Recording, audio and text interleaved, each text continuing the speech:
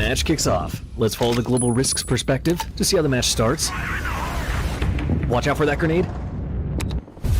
Quick reflexes. Dodges just in time. The Blacklists are pressing hard on A side. They're spamming through the boxes to get the C4 planted.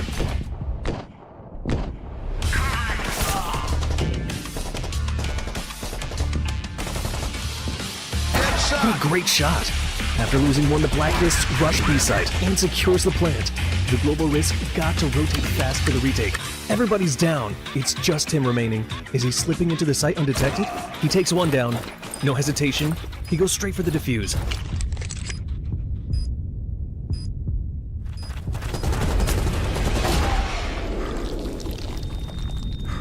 It's a critical moment. Only a single point of health remains. 2 enemies alive. The clock is running out.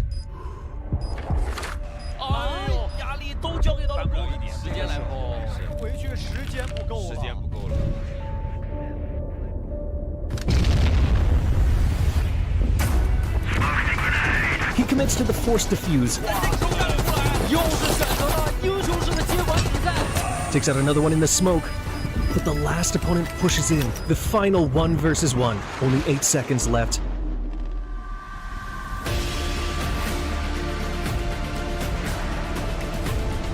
Is he going for the ace? Can he close it out?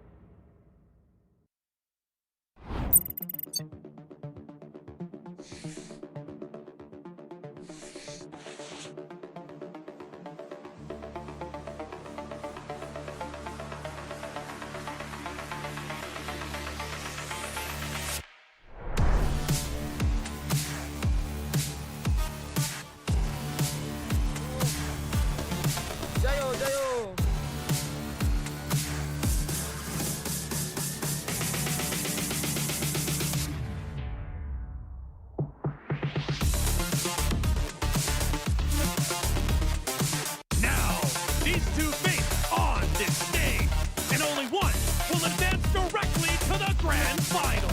Oh, that hit is not spotted just yet. Gets the drop and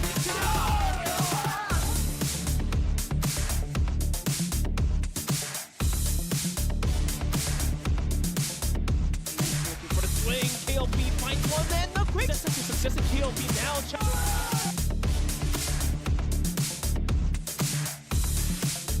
Here, Lloyd is on the chase for DQ. There's a quick KLP. Gets a shot. Looking forward to fourth.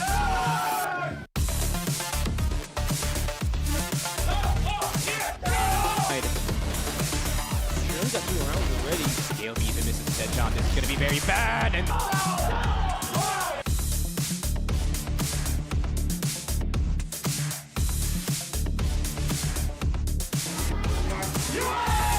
yet another frag, and so much info, so much timing on him. All gamers take this to match 5, and now they have sealed the deal on match 5. Point goes towards all gamers. 3-2 on the series.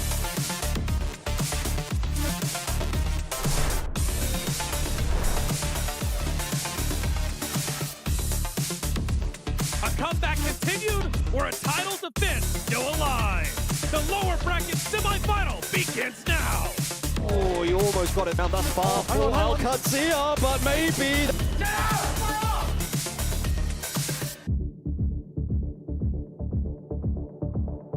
And previously Vasco, when they want to, they can play out long. And there's multiple members waiting.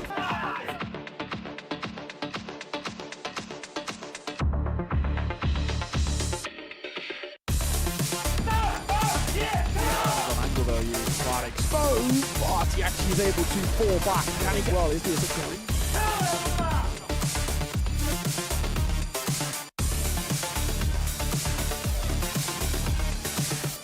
Perfect does get that first. I think just here to join. Pistol pulled out.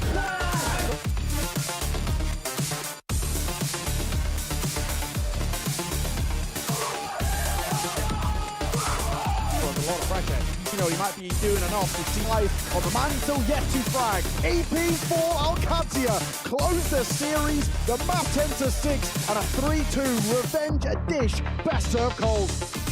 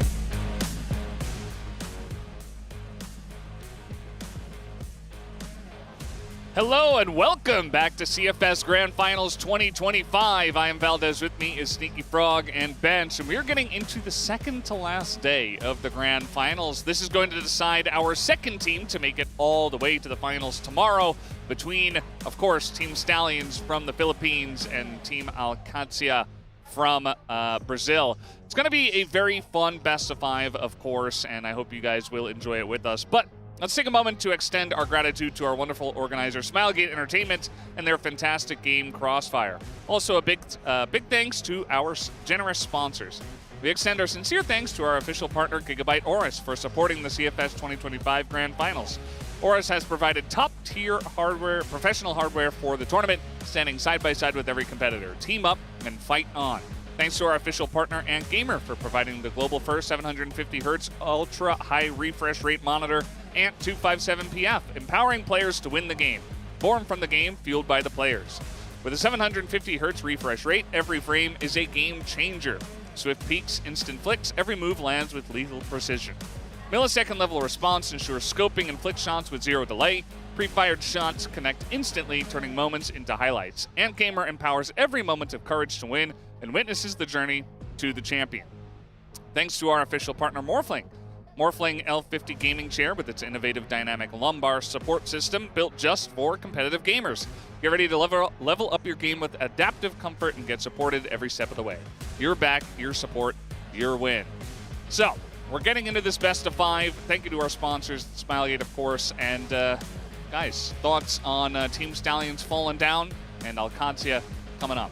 Yeah, it seems like I would like to kind of credit it of us being in the arena yesterday, and I know the crowd was absolutely, rabid and crazy, and it seems like all gamers, they kind of stumbled a bit going into group stage in the earlier stages of playoffs, but it feels like, the energy is here for them for sure.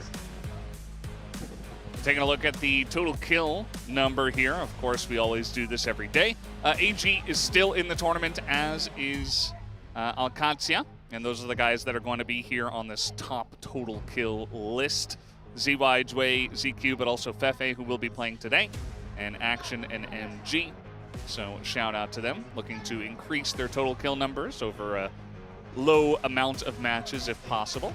And Bench, what do you think about this best of 5 we got coming up here?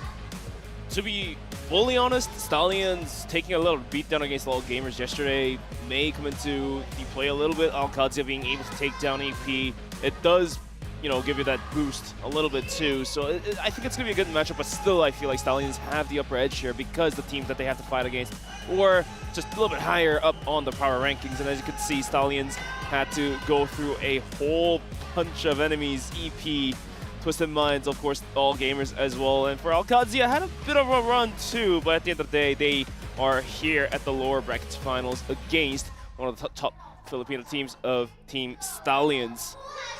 Yeah, I would agree that I think that on paper, theoretically, Stallions looked like the better team at this tournament. But we've already seen that playing here at this arena can have big effects. Qadsiah looking pretty solid over the course of many maps. Stallions as well. I mean, they did at least bring AG to 5 maps.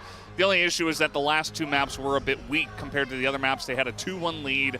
They had so much momentum, but unfortunately they did lose it. So the question is, can they bring back that momentum right into this match right from the get-go against Qadsiah? Yeah, and that is really a true test of how good of a coach Tanks is, right? I mean, me and Bench kind of passed by them as soon as we got out of the stadium because of that last series, and it seems like they're still ready and roaring to try and see if they can get back into the grand finals. It's not easy to reset after such a heartbreaking defeat, especially considering how the game started and how Subbase could have went.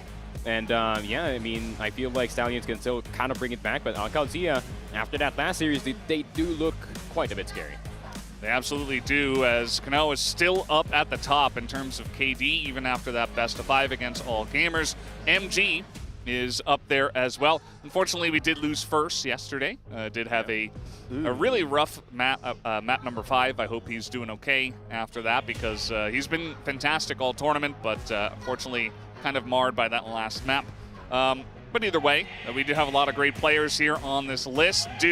Definitely up there in terms of all gamers, as we got people screaming behind us, getting hyped for this match, guys. The fans absolutely getting dialed into the matchup as well. Now that this is the second to last day, like you said, Valdez, a lot of pressure on the players, a lot of support from the fans as well. Surprising to see that too, because we are right at the heart of Chengdu, and right now for today's matchups, it's going to be Filipinos against the Brazilians. Well, you do have the leading stats here, and Kano's at the top in terms of ADR. We've got ZQ, we got Fefe, and we got YH there.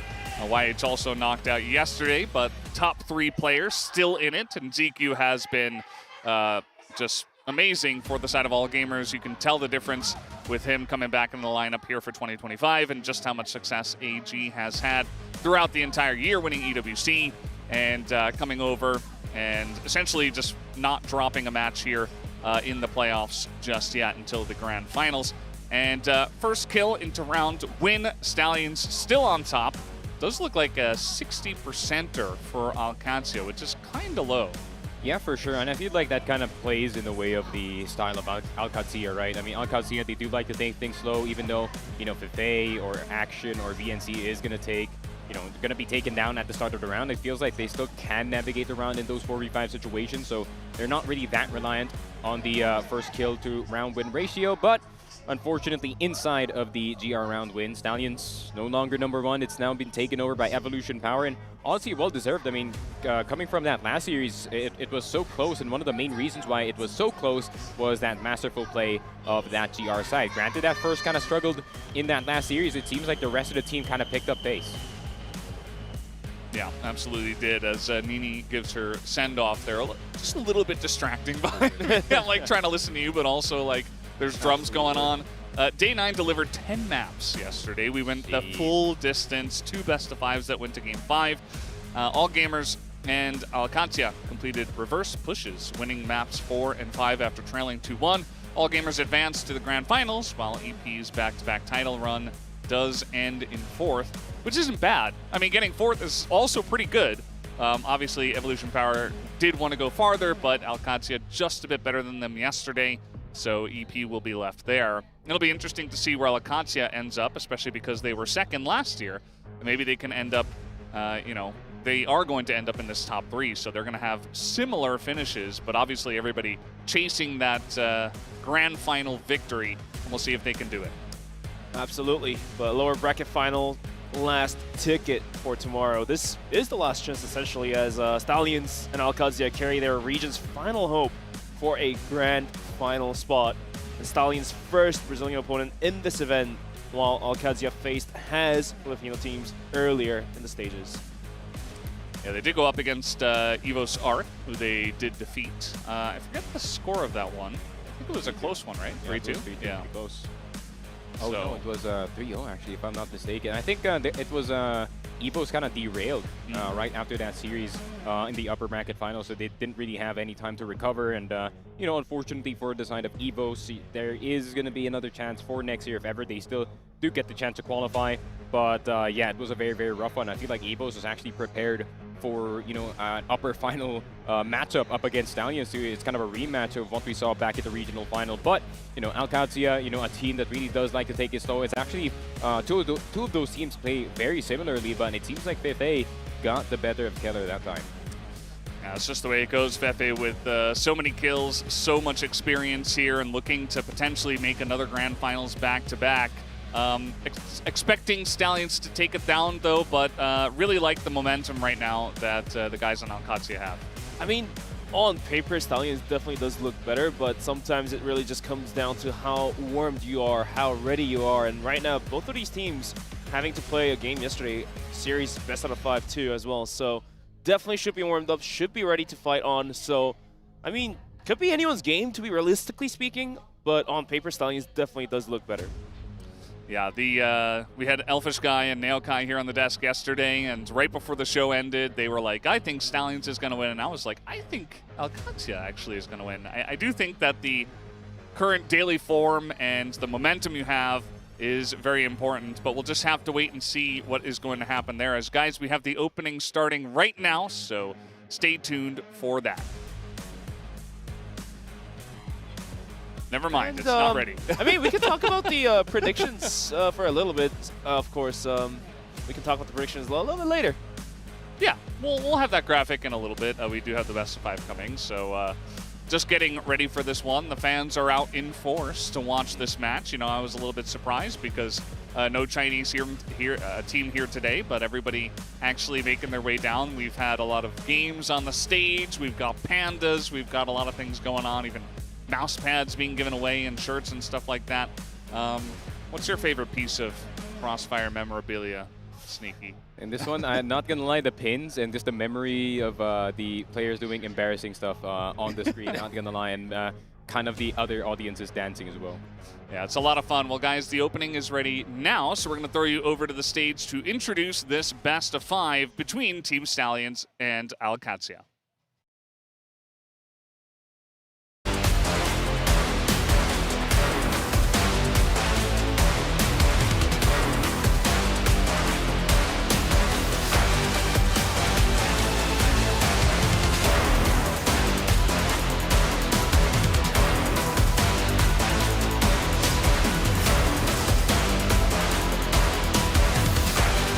Ladies and gentlemen, CROSSFIRE fans in the arena and all around the world, welcome back to Chengdu and welcome to Day 10 of the 2025 CFS Grand Finals. I'm your host, Taylor Reflections Noble.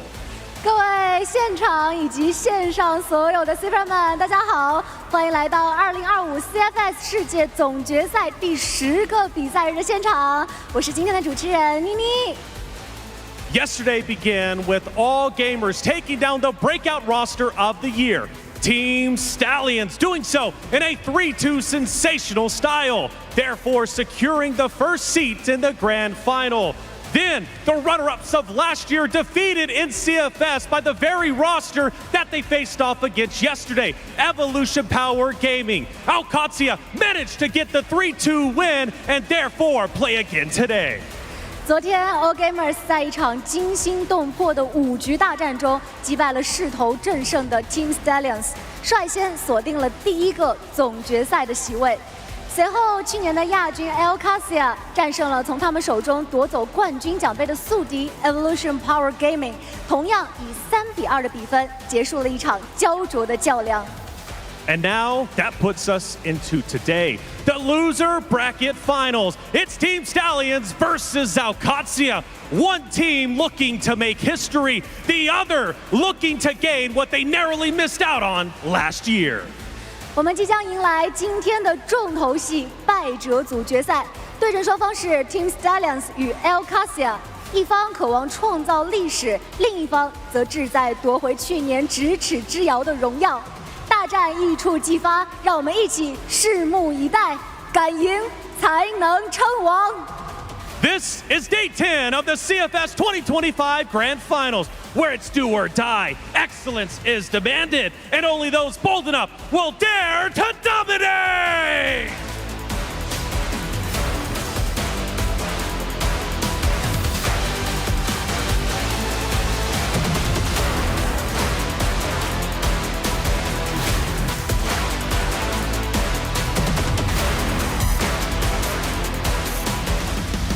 This is the last path to the grand final.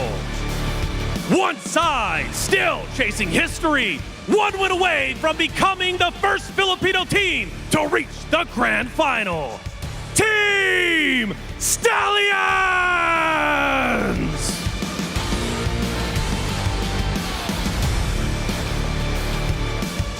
Across from them, a contender fighting through the lower bracket for one final chance to return to the championship stage. Ow! Qadsiah!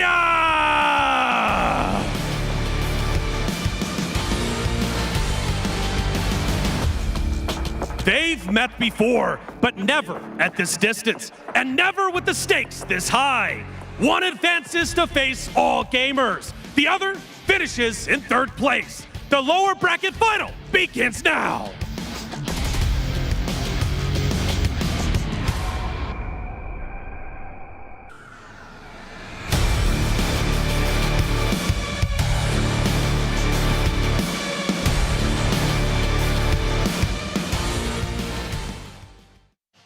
And And so it begins once again, the lower bracket finals here on a wonderful Saturday. And we're getting ready for, of course, as you guys probably heard, Team Stallions up against Qadsiah, the Philippines up against Brazil, and only one can move on to face All Gamers in the finals tomorrow. It's not going to be an easy path to get through these teams. It feels like we've had so many 5 gamers out of all of these best of 5s. And if we haven't, it's been like 3-0 stops. I think we only had like maybe 1 or 2, maximum 3-1s. It's been a lot of very either decisive matches or extremely close ones. As Team Stallions here getting ready to go. And it seemed like they were all on their game just the other day, yesterday, but just a little bit of momentum lost towards the end. Expecting a bit more of a run here as KLP finally stepping up to the plate, hitting some shots that I expected to not hit, and you and I were both there casting the match, and some of these players being able to step up to the plate and lift the heavyweight for Team Stallions may be enough of a hint for them to really push themselves forward into the grand finals for the vengeance against all gamers. Yeah, but chances are pretty high. Yeah, but I feel like that sub base is still in the back of their head. Not gonna lie, I feel like they also kind of agree with this opinion that if they did get a good sub base in, this could have been a different story. It could have been them in the grand finals, in all honesty. But you know, you still have to play all 5 maps in the series, and unfortunately, by the tail end in map 4 and 5, they kind of just ran out of steam. And I feel like, yeah, I feel like hope was kind of dashed, especially when all gamers was just reading their offenses time and time again. But of course, we do have Qadsiah, the boys who do like to take it a bit more slow compared to Team Stallions. I feel like one of the main reasons why they got back into that Evolution Power series was VNC in action, kind of back into the plate. You know, Silva kind of picking up the sniper as well when MG was kind of, you know, slipping a fair bit. So, you know, Qadsiah, I mean, with their power or their firepower and their more careful approach in the game, I mean, they might just be able to kind of douse the fire that Stallions has had in this tournament. Yeah, potentially a good matchup into this team. They also have played Evo Sark and maybe have had a little bit of a taste of what the, you know, style or at least the pace of the game might look like up against this team, as Qadsiah certainly has been doing quite well for themselves, at least ever since the 0-3 versus Evolution Power Gaming. They took out Twisted Minds, they took out Evo Sark, that was a 3-0 as you see it there. And then Evolution Power Gaming, they got their revenge for so many different times in a row that Evolution Power had beaten them down. So that's probably the best win for them, I would say, in terms of getting your revenge. You beat them, you were taken down in the grand finals by them last time around, but you're able to get through them, and now it's kind of like extra bonus games for them, as Team Stallions did take them down in a 2-0 at EWC. It was a 10-8 and 10-6. Over at EWC. So Team Stallions, again, they were better than them there. And I think, you know, Qadsiah have gotten a bit more solid coming into the grand finals, but I feel like Team Stallions as well has looked really, really strong here. For sure. But I feel like one of the main reasons why they did lose up against Team Stallions in that last tournament was a bit of complacency back in the EWC side. I think Qadsiah was just expecting for Stallions to get rolled over in that tournament, and the lack of preparation kind of bit them in the back. But I mean, Qadsiah, you have no choice but to prep for Team Stallions this time. You are at the tail end of your tournament life, and it seems like it's the same position here for the side of Team Stallions. But it seems like both teams, you know, first seeds for their respective regions, and it seems like, you know, they have dominated their, you know, fair share of their own region as well. But, you know, the grand finals is a different story, man. Grand finals, of course, will be a different story, and different story for these two key players as well. Kano, of course, lifting the heavyweights for Team Stallions in action, coming in hot and ready for the side of Qadsiah, sitting at 1.17 KD. But Kano, this guy, the young man, has been putting out and dishing out some huge numbers on the board. Yeah, he's been very consistent. I mean, the fact that they did take that loss against All Gamers with a couple of very rough maps, even the sub base as well, I think was 10-4, and he was still able to maintain his numbers. So individually, it does feel like he's doing very well. On the side of Qadsiah, like, Action was definitely the best player, I would say, that we saw, but everybody's kind of playing their own part. And this is very interesting here. Do want to take a look at the predictions, because you guys have gone for 3-0 Stallions, not giving even a single game or map over to the side of Qadsiah. I did say 3-2, but 3-0 just works as fine. Okay, so your real prediction was 3-2. My original prediction was Stallions 3-2, but okay. 3-0 is just fine. I think Stallions have the upper edge coming to this matchup, and I think Sneaky Frog thinks that it's going to be a swift ride, but I think there's going to be a bit of a turbulence on the way there. For sure, but I am kind of banking on Stallions kind of just derailing the usual rhythm that Qadsiah usually has. You know, Qadsiah, they really like to take it slow, but at the same time, when you kind of show them that that system doesn't work, especially up against this team, you know, we all know what happened at the start of this, you know, at the start of this playoffs, and it was kind of evident in that 0-3 up against Evolution Power, but of course, we all know what happened to EP in the playoffs, of course. Second do-or-die match of this year. Stallions won 2-0 at EWC, but this best of 5 comes with far higher stakes. Stallions for first grand final run, Qadsiah chasing their second consecutive appearance. So for Stallions, they would love to get back there and prove that they can take down AG and have a second chance at doing that. For Qadsiah, they would like to get there and prove that they can win a grand final. So a lot to prove, I would say, for both of these teams, but they're both standing in each other's ways before they can really prove that, right? I mean, Qadsiah at least were able to prove they could take down Evolution Power. I think that's a good first step. But for both of these teams, I feel like they have their eyes on a grander prize a little bit later on in these grand finals, in the final against AG.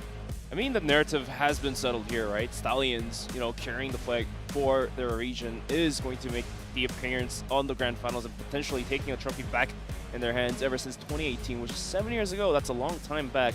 And for Qadsiah, ever since rebranding from Team Vasco, they are going to be back on the stage if they're able to take down Team Stallions, going back at the chance of lifting the trophy back into their region of Brazil. So definitely a lot of stakes on the line, but when the plan breaks, leadership matters. Stallions struggled to respond once their game plan was exposed against all gamers. Qadsiah thrive on adaptation. KLB's mid-round calls will shape the outcome. Yeah, and I feel like the mid-rounding is going to be very important for the side of Team Stallions, right? That is where their strength usually does come from, but, you know, unfortunately it was kind of broken open here by the side of all gamers, and does just goes to show how good Chinese CROSSFIRE can be. They're reading you like a book on the other side of the map. But of course, for the side of Qadsiah, it is going to be MG, one of the last elite fraggers still standing. After yesterday, MG has climbed into the overall top 10 KD among all remaining team players. Only STS, is ranked higher, so it's kind of like the battle of the top 2 fraggers in between these two teams. And it's going to be very interesting because MG's form has been kind of all over the place, especially when it comes to playoffs. But it would be very interesting to see if we see the prime MG that we saw from last year. I mean, the prime MG does overtake Gouken and even the top snipers in China in CFPL, so it's going to take a little bit of a time to see and figure out if MG is going to be up on the board today, because if he's not, then it's going to be down to the riflers of the squad, which I think is very also reliable. But at the same time, if KLP is stepping up to the plate, then MG has to be present as well. Yeah, I'm a sucker for the great riflers, personally. I'm very curious about Kano up against Action / VNC, because it really depends on the map. Like, sometimes it's Action who really frags out, sometimes it's VNC. And they're like pretty much only playing with the rifles. We do see that sometimes Silva grabs a sniper, sometimes Fefe grabs a sniper, but at least for those two, I am very curious to see how they can do up against Kano, how they can handle the aggression of the Stallions players, because we know that Kano can just take over maps at times and it's really difficult to deal with, and he's not the only player on the team. Like, Team Stallions have mentioned multiple times that even though he kind of is the star player, they don't treat him like the star player, and that kind of allows everybody else to have their own confidence and carry the team at times. Yeah, an interesting tidbit as well is this is actually Fefe's third grand finals potentially, right? I mean, this is 2024, maybe 2025, and then back in 2020 when, you know, you guys were doing the finals. So it's going to be very interesting to see if Fefe can still make it, but if ever they do, I really hope he does get it this time, man, because going through 3 grand finals in a row and not netting that trophy, that's gonna do a number on your mental, man, not gonna lie. I mean, absolutely true, and actually I think whoever makes it through will be granted a pretty good chance, whether it be Stallions or whether it be Qadsiah, because all gamers, by playing these series out all down to the 5 maps, 4 maps, every single map has been played, the VODs are there, every team can go back to watch it and figure out what is all gamers doing wrong, and those little bits and pieces of information can come back to bite them back in the end. And all gamers, by leaving themselves in the current seed by winning the upper brackets finals, will be seeded at the grand finals, of course, but that doesn't mean that they have gotten the trophy just yet. Yeah, definitely a second chance given to the other 2 teams, although I personally would probably favor all gamers when it does come to that. Although, you never know. Again, we always say, like, okay, there's a favorite. You look at the predictions at the start of the tournament, I think more than half were on AG. We saw like some Baishas in there, some other teams thrown around, maybe some Evolution Powers. But at the end of the day, AG has been the favorite for a lot of this year. They won EWC. They have not dropped the best of 5 just yet. And even though it's been close at times, like they have dropped some big maps to other teams like Stallions and others, but at the end of the day, they're still the ones that have that first seed into the Ultimate Grand Finals tomorrow. So still the favorites, but I wouldn't be surprised if either of these teams makes it through and actually gives them a good shot. And they do obviously have still the potential to win it, but we're just going to have to wait and see what happens today. And then moving into tomorrow, it'll kind of shape the narrative based on how they play today. Like if it's a stomp one way or the other, like Stallions really crush Qadsiah, like if that 3-0 prediction is correct, then I think we're going to have a lot more faith in them to come in with a great mindset, with a lot of momentum up against AG. But if it's a really close one, or if Qadsiah wins in a really close best of 5, like what does that really mean? And maybe because Qadsiah hasn't played up against AG just yet, perhaps we can say, hey, we don't know what that matchup is going to look like, but since they have not played up against them, maybe they've got a good shot here.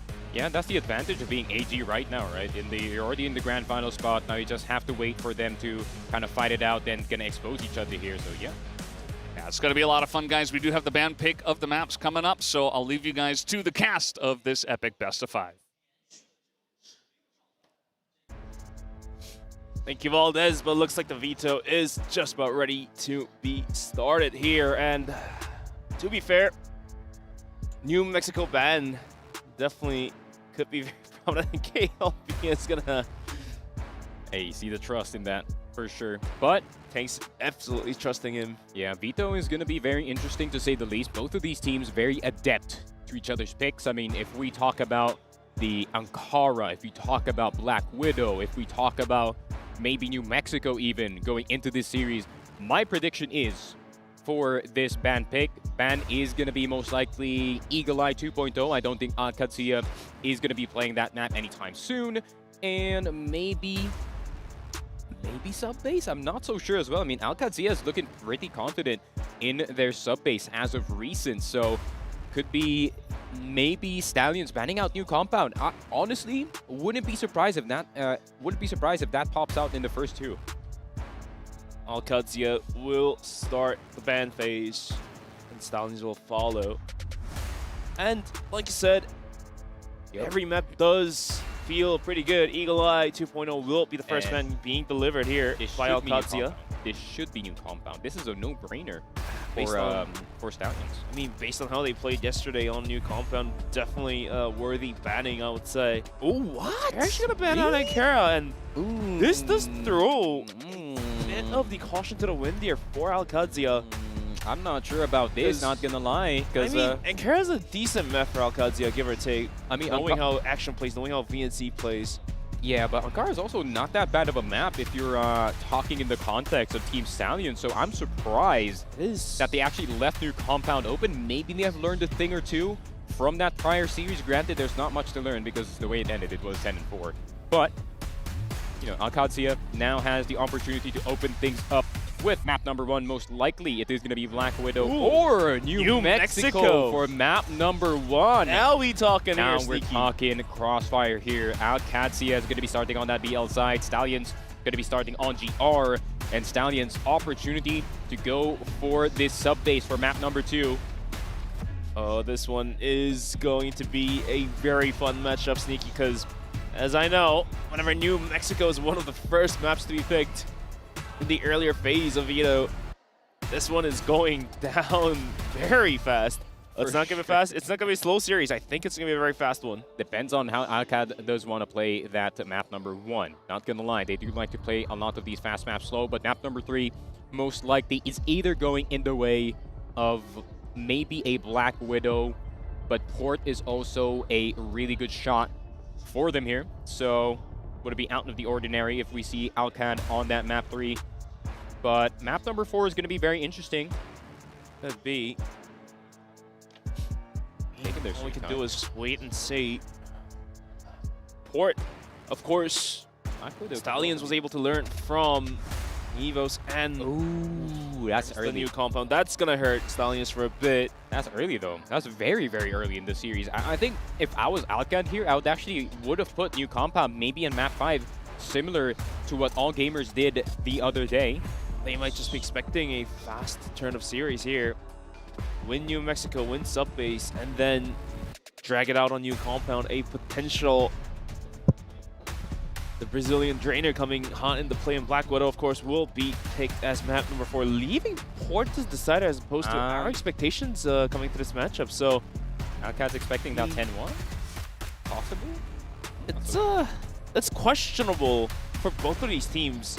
A, is new compound getting picked by Alcat map 3? Is that justifiable? And B, is the Ankara ban from Stallions, is that also justifiable? So there's two questions kind of marking up the narrative here and is hanging out there on the line to be answered. And if I were to go for a post-flop type of answer, Ankara ban still, there's a big question mark on top of my head, but if I were to somewhat justify it, then Ankara's not half bad for Stallions, but it's just too good of a map to give away to Qadsiah. Maybe that's why. Maybe they don't want Qadsiah to heat up off of that Ankara map. I think if Ankara did push through, it would have been Ankara first pick, and they would have actually tried to climb momentum off of that.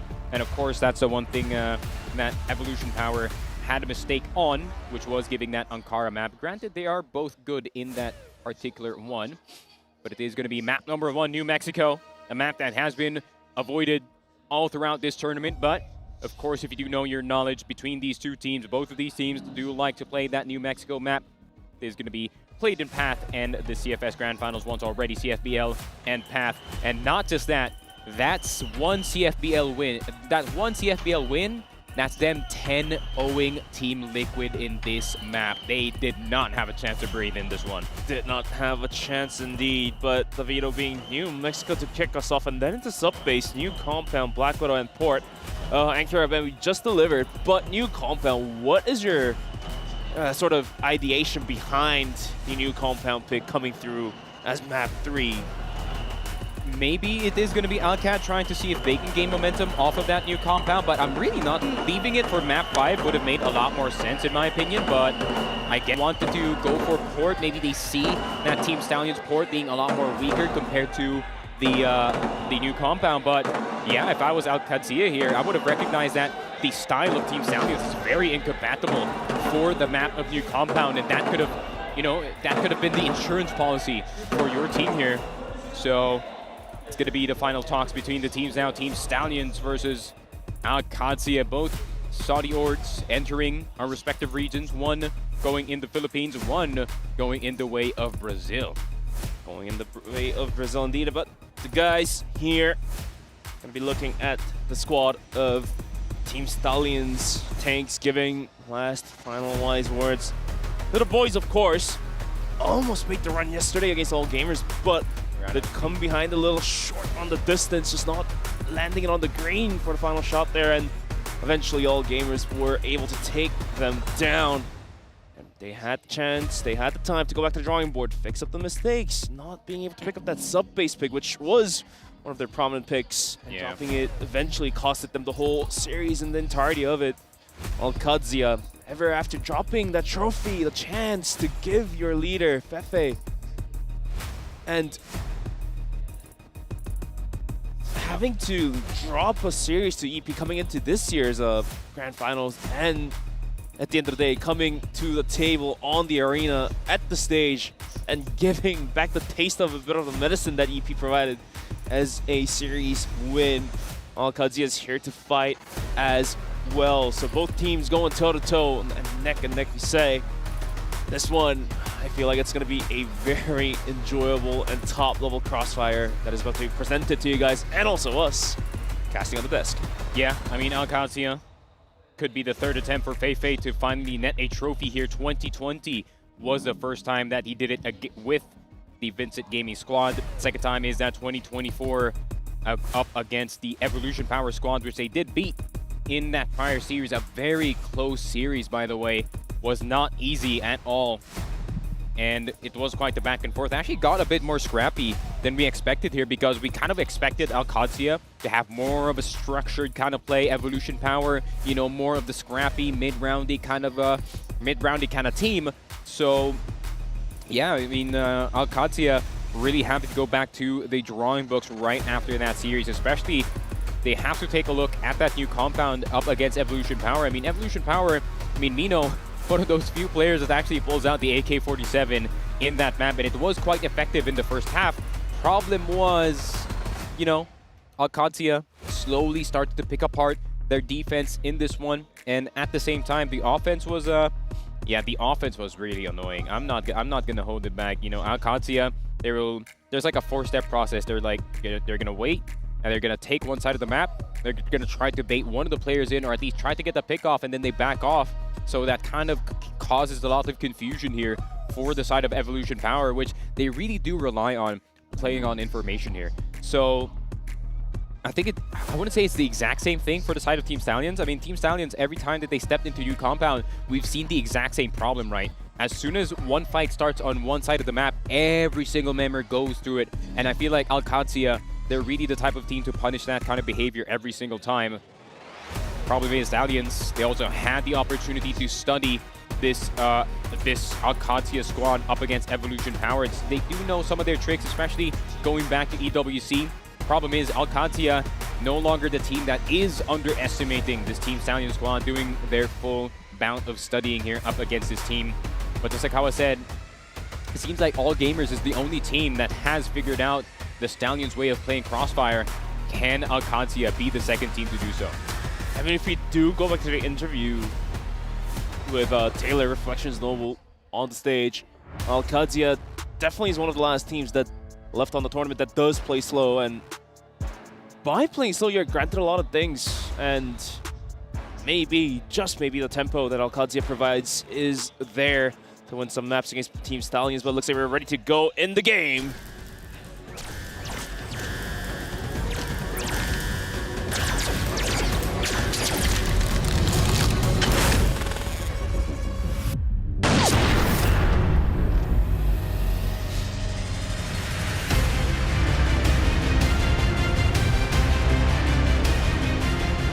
And here we go. Map number 1, Qadsiah on the Blacklist side, Stallions on the GR side. New Mexico. It's getting spicy here for map number 1. But what I mean by spicy is, it's actually a pretty quick take for the side of Qadsiah to get the center road control, but no, immediately in round number 1, he gets a double kill. JJ will get the 3rd frag on the board, and already Stallions off the jump want to fight. Fight is on already. Down 3 players, Qadsiah. What is their next plan of maneuver? They're going to be looking to push. Loy's actually trying to get quite aggressive, and he's able to spray down both players in a blink of an eye. In the first round, surely granted towards Team Stallions as they lead out 1-0 in New Mexico. Give or take. And you can all see the rounds that Qadsiah needs is essentially 2 or 3, even 4, if they can find it, on the Blacklist side to make a comeback. New Mexico is such an interesting first map, though, considering both of these regions actually play it so wildly differently. You know, Qadsiah more of the setup-heavy kind of team when it comes to this map, but remember the last time that Stallions went up against a team who's also setup-dependent when it comes to this map, and that is Baisha Gaming. And we know what happened in that map, man. It was close, but it is Stallions pulling it out at the end, but Qadsiah probably did their fair share of studying in this map, so they're going to stay a bit far back compared to the usual here. And they're just going to be watching them angles, expecting Team Stallions to kind of roll forward on their defense. Rolling forward probably is the right term here, but for now, Qadsiah, after realizing how that first round rolled out, as Kano found a double kill, Loy finding a double, JJ finding a piece as well, seemingly getting ran into a roadblock almost. Is going to be playing a little bit slower. Minute 30, the pot shots are being thrown. Silva taking a lot of damage. Action as well, drop to half. C4 not yet rotating out, so oh god, they're going to burn the timer down, surely. And the setup heavy play, like you say, will be thrown as Stallions. There's not a lot of utils left in them. Kano holding an angle, this guy already dishing out enough damage towards VNC is going to be taken down super low. Loy's looking to get interesting here. Pushing out. He does get one. Looking for the second. Pistols out. Action. You have to keep your head ducked down as well. As Lloyd does finally go down, but the damage has been done. Action. Looking to get some blood back in the transition here. Isn't able to find a couple more shots. The C4 is down in no man's land. And Alcad has to do anything to win this 3v4. Yeah, no more HEs for the side of Team Stallions, but look at the amount of damage they already did. VNC on very low HP as well as Action here, so it's all on MG to try and see if he can kind of balance the numbers for the side of Alcad and Action. Good first kill here on JJ. 24 seconds left on the clock, but KLP is going to go straight for the 100 HP player, is going to get the second one as well. No, will get that finish. 2-0, an instant timeout for the side of Qadsiah. And you can see the vibes are good for the side of Team Stallions. Smiles and chuckles on their side, man. Instantly the timeout gets pulled here by Alcad. Wasn't expecting these type of runs. Sure, you may drop the rounds, but the content of each and every round wasn't quite there. And the coach is eventually going to pull the trigger for calling the timeout here. But Tanks here for the side of Team Stallions also being able to utilize this timeout. Just reminding the boys, hey, we might be winning up 2-0 here, but let's not get a bit too frisky in this game. We know what happened the last time we got a bit too frisky, man. I mean, you definitely don't want to force the issue, even if when you're up. It could be easily overturnable, so I can imagine No saying, no, but I want to move forward. He wants that KD ranking up top there. I want to be 1.7 again. I mean, imagine at this stage of the tournament having above 100 ADR. That's great. You are dishing out as the second entry fragger for your team as well. That too, because more often than not, entry fraggers are the first one to die out, and being the second entry fragger, that means you're the second one to die on the roster. You should see his local stats. 9 out of 10 times. If you see his local stats, whew, I think at one time he was averaging like a 2.2 KD back at home. I mean, it just comes to show the composure of these players here, right? Yeah, being able to perform on the global stages just as good as the local. I remember that Eagle Eye game, man, up against All Gamers. I mean, no, on the first floor with that crazy 3K, the composure was there.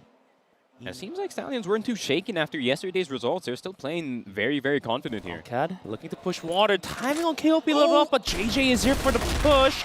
And here we go. There's the first headshot. Looking for the second action with a quick frag back. The Loy is going to join up forces and find a drop onto his action. Trades on left and right, but that's going to be equalized down with 3-on-3. But look where the C4 is. Sneak gets down once again, deep in middle. Yep. It's going to take a bit of a detour for Qadsiah to even be inching closer towards the bomb being dropped in no man's land here. Yeah, it would have been the advantage for the side of Qadsiah if they actually still had the C4 in this situation. You really don't want to be in a 3v3, especially in a map like New Mexico. Kind of spread out, but MG gonna get peeked in B tunnels instead. Gonna be forced to back off, and he's actually trapped. He's got nowhere to go. So it's up to the rest of Alcad to actually bail him out of this bad situation. I mean, they're trying to come down any moment soon, but MG is definitely trapped here. Kano, they'll be looking to double swing, but still MG gets one before going down. Gonna be down to 2v1. The C4 gets picked up, and Kano has it all to do. The Wonder Kid comes hot, gets one, looking for the head of Fefe. Wants another clutch. The pistol's out, and he still hits it. What is going on? The Wonder Kid puts the whole squad of Qadsiah to the test here and is able to clutch up. There we go, another clutch for No, and every time we doubt this kid, he just impresses us every single time. 6-1, 122 ADR. And JJ as well, up there in the damage numbers, 122 ADR himself with that EBR. So it's kind of been him and No doing wonders in terms of damage here. And you can see every time Alcad wants to enter a site, they're always on half HP, they're always on 1 HP. These pot shots are hurting Qadsiah. Trust me, Charles, that round is going to hurt and take the wind out of sails for Qadsiah. It was very winnable. It was 2v1, and then you throw a wild Kano on the board, and he just clutches like that. He was thrown off a little bit on the timing, had to go for the pistol, and still is able to find it. So I don't even know. Qadsiah mightily shaking to find the round here. surely it was a huge effort from Knot to clutch it up, but at the same time, at the end of the day, it's a round lost that could have been more on the side of Qadsiah.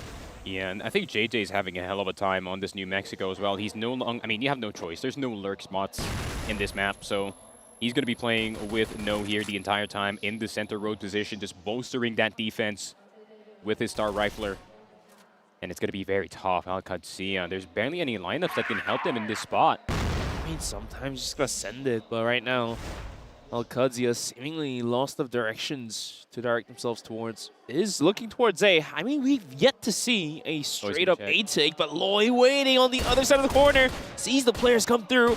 Is gonna reposition, gonna back out for it. Oh, he's gonna re-challenge this angle. JJ does find a bit more damage onto his Cfesports, so there comes the reset, but the timer did take down to 40 seconds, and this one is gonna get caught off guard. JJ trying to bite off a little too much than what he could take. But the time is of the essence, 30 seconds, and a full rotation from Wildcat. Leaving a single player as an anchor is gonna look towards underpass, look towards B. But if KLP can find a frag or two, this rotation might all go down the drain. Boy. KLB, he also gets Cfesports here. KLB on the underside with the EBR. Perfect time, perfect position to have this weapon. 10 seconds left with action with the USP drop shot. KLB checking on his behind. That's the plan.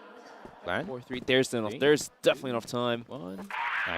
Will proceed. KLB comes in on. Just drive by on towards action. Needs to find 2 more kills, but MG coming up to the board as well with a sniper of his own. The sniper from Brazil being able to provide for the team.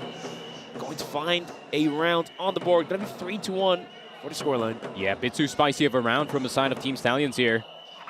Going too far forward, especially JJ with that check in towards Ali. And Action expecting that every single time, so this is where Alcan can do their magic now. They got their first round on the board on that blacklist side once again. They're going to be playing it as far back as possible. But MG, 2 key pickoffs in this game. Doing such a great job on that sniper, especially when he's all the way in the back line. And Stallions going to be learning a hard lesson there. We can't be going forward every single time. JJ tagged up by the nade earlier, but look at the tags as well for Alcan that started this one. Jeez. Tags for sure. Another frag nade. Action is barely standing alive here, but still going to be a 5-on-5. Hefty amount of utils being spent on Stallions, and Alcan is going to be holding on to most of it.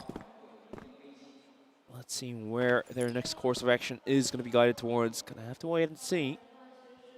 Looks to be a shift down towards underpass and potentially towards B, or could be running down towards middle of the doors and get opened up. Yeah, B's going to hear that. See on Q. Essentially can be heard from most of the map here. He's going to make that big rotation over towards B. KLP is not going to opt out for the sniper. He did switch over to the rifle, so the hold down could a little bit slow there, but repositioning is going to be KLP. Wildcat waiting with the lineups. He's going to give the execution, and here's the go sign. KLP has to hold it. The rotations are coming in. Just needs to buy a couple more seconds, but VNC in action. So quick on clearing out the bomb sites. KLP is going to get tapped up by VNC as well. Such clean, crisp headshots and just clicks after clicks. Stallions are going to lose player after players. Here comes the timeout. Lloyd, the last one alive, in best efforts. Does find the jump to Cfesports, but VNC, once again, I believe that's essentially a 3K or 4K, takes the round into Qadsiah. It's going to be 32, and Tanks instantly goes for the timeout. Yeah, I mean, quite the dangerous setup to just give on the side of Qadsiah. Giving them the entire control of B tunnels here isn't really advised, because that gives them more space to set up into that B site. At the same time, they're starting to figure out that there's always someone playing on the underside of heaven, so they're just going to send Action every single time to go down with a USP, go for a drop shot, and he will get it. So no choice but to go for a timeout here. Second round on the board already for the Qadsiah blacklist side, and Team Stallions really want to contain that as much as possible. They really want to get that 7-2 in order to get maybe a slight advantage on that blacklist side, since it is going to be very difficult to play, especially up against Alcan, who really doesn't give any semblance of information, especially when the sides do switch. being the caster myself who loves to see Mexico, and now that it's been received an update as New Mexico, I feel like having 3 rounds on the first half, you are standing a pretty good chance on the blacklist side. If you have 4, like, it's almost a done deal, and if you have 5, like, it's over at that point. Yeah, like, the map is over. Like, you should just properly surrender. But still 3-2. Stallions can and is able to shut down the first half in their favor. But right now, Tanks, what is his decision here? What is he guiding his squad? I wouldn't be surprised if they start actively fighting for Walter's control here. I feel like denying the entirety of B tunnels would be the way to go if you're the side of Team Stallions. And Qadsiah, they're going to be a bit busy setting up in this in their side of the the center road the entire time. I mean, controlling water, I think that's valid because Alcad was able to abuse water. And man. even when the door opens, the rotation for Stallions is a little bit slow on the run and risky. The time was all theirs for Qadsiah to take. And now Loy, like I say, looking to take the fight in towards long here, towards heaven. And he does find a bit of value on towards VNC. Getting a bit too frisky though. I really don't like fighting for alley control here. There's a really good play. He sees a drop shot and then clicks on towards KLB, I believe. Really good flashes. Just one tap. How easy does it look? Another tap. It's 2 taps to find another player, so that was a 3K, but live play feed coming to you guys just right now. Alcad absolutely loving to play slow on a map like New Mexico as well. Just gonna burn through the Utos. Door opened, but that could be a bait. And it is going to bait out a rotation zone already. Alcad expecting some sort of a turnover in the strategies for Stallions after the pause. They're gonna take the fight. Stallions, 3 players pushing out towards water. Yeah, really good flashes from that prior round, so that's why they kind of busted that B side wide open. Like that, and though. Speaking of Walters, man, KLB, first casualty for his squad, and now we see Qadsiah starting to actively punish this aggression from the side of Team Stallions. 40 seconds left on the clock, though. Not much time for them to get in. No, gets the first headshot, but doesn't get the second one. VNC is going to fall, but the rest of Qadsiah is going to target that B side. Wide swing from the side of Loy. Does get the instant headshot on Feifei, and Qadsiah a bit confused on this setup action. Going to try to get a sliding headshot on towards Loy, but Loy's just going to back off all the way into the B side, but they're still very paranoid about this B heaven position. KLP will get action. Second player's already in. Silva also connecting with his teammate here. It's getting a little friskier, Sneaky. Not a lot of time. They have to force the issue towards B, but KLP still holding strong. Pistols out. Has to clear the bomb site for the plants. MG gets it, but from the backside. Stallions are going to be able to run him down, secure the round here. But it also kind of looked a little frisky for Stallions. It wasn't the cleanest round 1 of all times. For sure. KLB checking into that Walters position might have just been him trying to see if he can fight, or at least try to get the early flank ongoing as the time was kind of falling. But at the same time, really good delay game as well coming in from Team Stallions. And just allowing them to step into the site one by one as soon as those first 2 players fell in that center road position. It was Alcan kind of scrambling to see if they can get their own pick. Huge nades, though. Expecting Qadsiah will be pushing out towards mid. Believe that's either a nade from Loy or JJ, just being able to find so much value, essentially almost 100 or above. And Alcad already pretty comfortable sitting on 2 rounds. What was their next course of action? They are gathering outside of A. Potentially in towards mid. But the angles that Stallions are taking, it's a bit more aggressive angles for sure. JJ goes up for the swing, but action was waiting on the other side of the smoke. Quick taps do continue follow. Kano being tested. Trade kill is prevalent for the side of Alcad, and it's going to be 4v3. The C4 is going to look in towards middle, and then in towards A. Rotating out of here might not be the case here. Loy's going to get caught off guard on the rotation, and that does leave the bomb site open. Yep. Big damage, though. Action around the corner. Still gets the headshot on KLB. Caught him crouching. Action's going to get the second one. And this is what I was worried about for the side of Team Stallions. The rotations being baited out from all of this actions. And it seems like that center road control that Qadsiah did get provided a lot of confusion for the side of Team Stallions. Really had no choice in the matter. At the same time, really good shots from Action and VNC. 8 and 5 so far in this game. 8 and 5. Door opened up once again. Action at 3 kills and 2 headshots in the past round as we proceed into round number 8. Stallions need not and cannot drop more rounds from here on. Yeah, VNC is the only one in Walters at the moment, so he's going to be opening that door. And Qadsiah, this could still be a fake, in all honesty. They could go straight into that ace site, and Fei gonna take KLB's head off, and here comes the rest of them going through the door, and the EBR trying to shred through the box, but it's only damage, no kills. We down 2v5. Stallions. It's down to the hands of Kano and KLP on the retake here. And big shots from Action does take the hat off of Kano. And KLP has it all to do in a 1v5 on the Dream. The C4 timer taking against them too. A shot's not gonna hit, and we are tight 4-4, and already on New Mexico, Qadsiah sitting in a really good spot here. Yeah, it seems like Qadsiah pulling out the deeper playbook here. Once again, just like how I said, it's not yet a full commit into that B site. Qadsiah still also has the option to go through those double doors and go into A.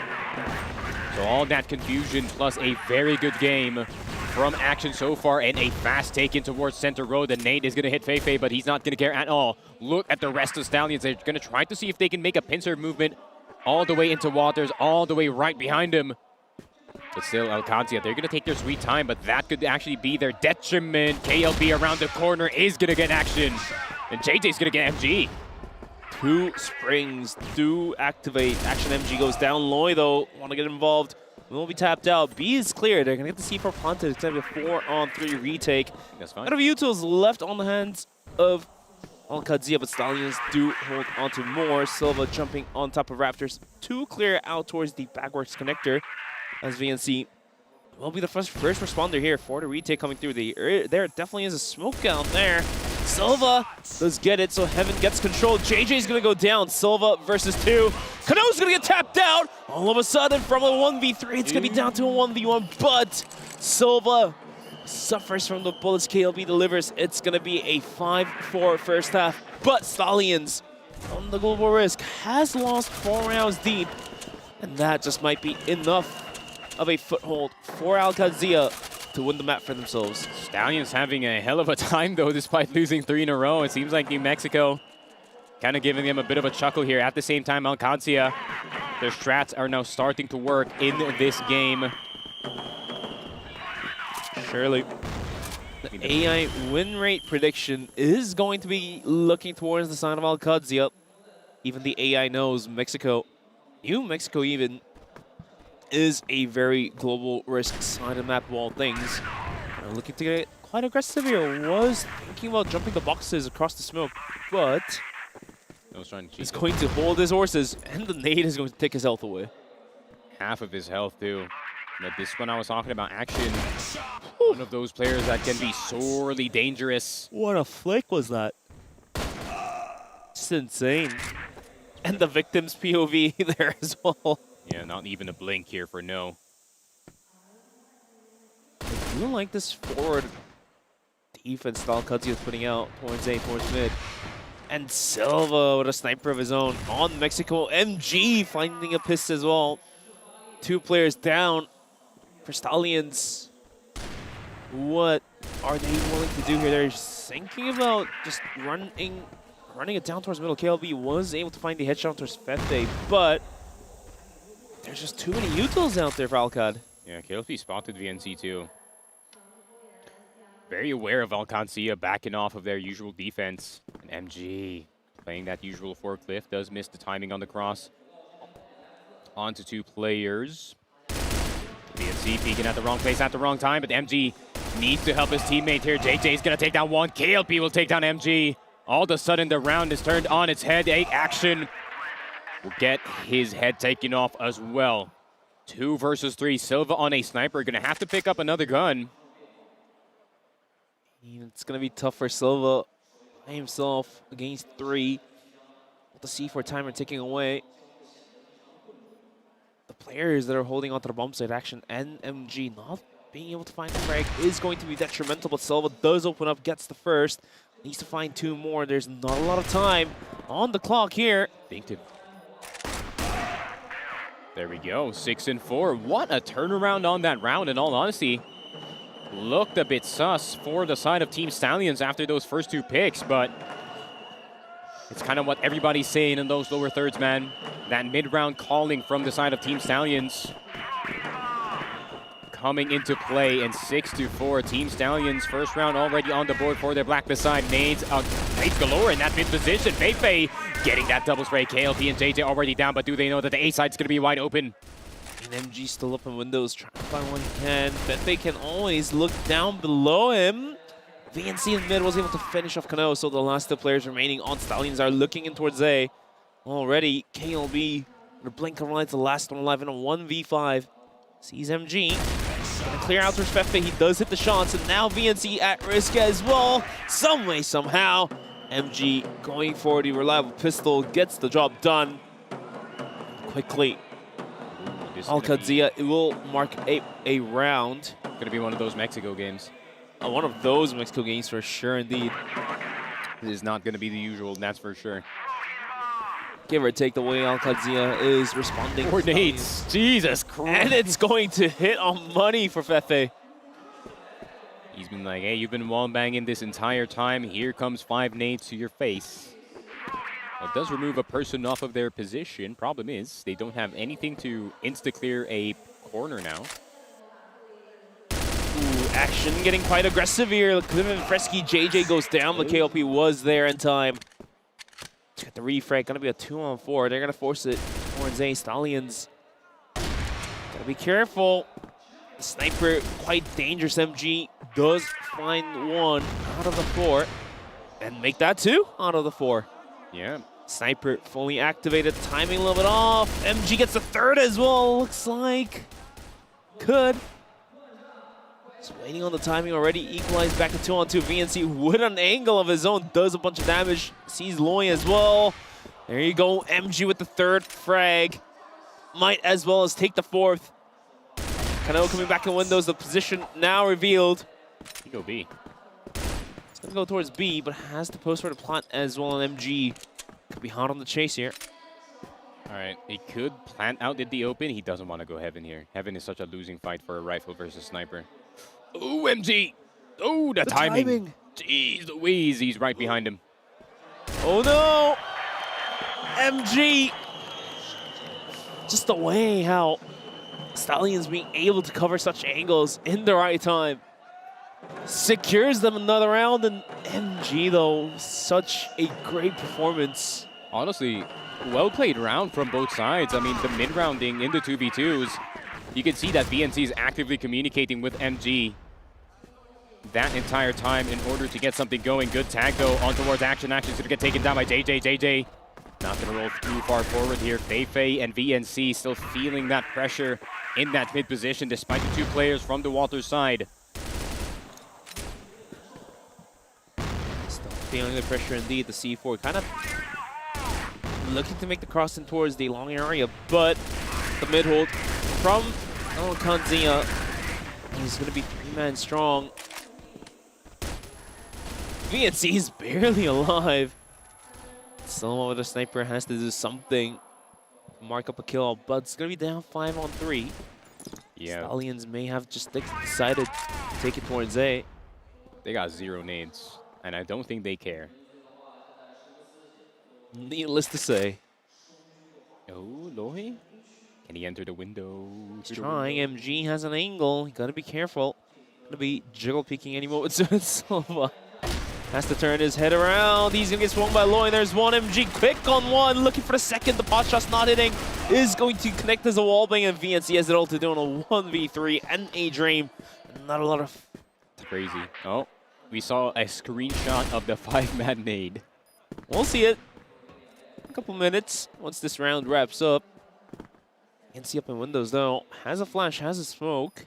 He is on help. He's on Life 6. There's JJ finding the final bullet, and they are gonna somehow make the lead. It's gonna be 8-5, and getting a little bit frisky here for Qadsiah. Not for their liking. For sure. Remember, this is the exact same Stallions that did beat Baishu Gaming in this map. And Qadsiah playing somewhat similarly. And that nade's not gonna hit at all. That's a scary sight for Sova. 5 HEs right in front of his face. Stallions, though, they're playing... This is going to be hard to relate to, Bench. They're playing very Filipino New Mexico, for sure. Oh, there's the nade stack. Replay coming through. Ouch. Ouch. If that wasn't 5, I think Feifei would have not died. I mean, Feifei wasn't fully deep inside and Yeah. didn't take full damages. But apparently having all of those being thrown his way isn't quite going to keep him alive for now. Door gets opened up and Stallions just need to find one more to be really comfortable. But still 8-5, Qadsiah needs to hold on to tournament life and the map, of course.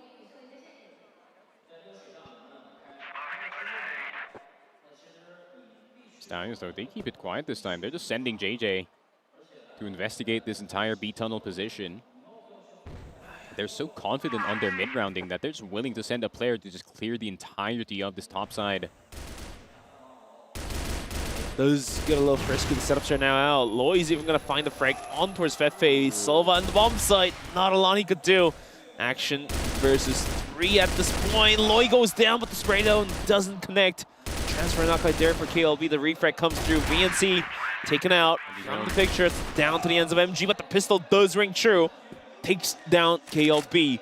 But once again, these duo superstars are going to have to fight MG. Such a close shot. 180, but it was 1 inch off. Literally millimeters off of Kano. And there's another round for Stallions for the map point. Inches away from it, too. Jeez Louise. MG, you are on point, but sometimes even gods do bleed. Kano's Yeah, shirts, it's ripped off from the bullet flying by. sure.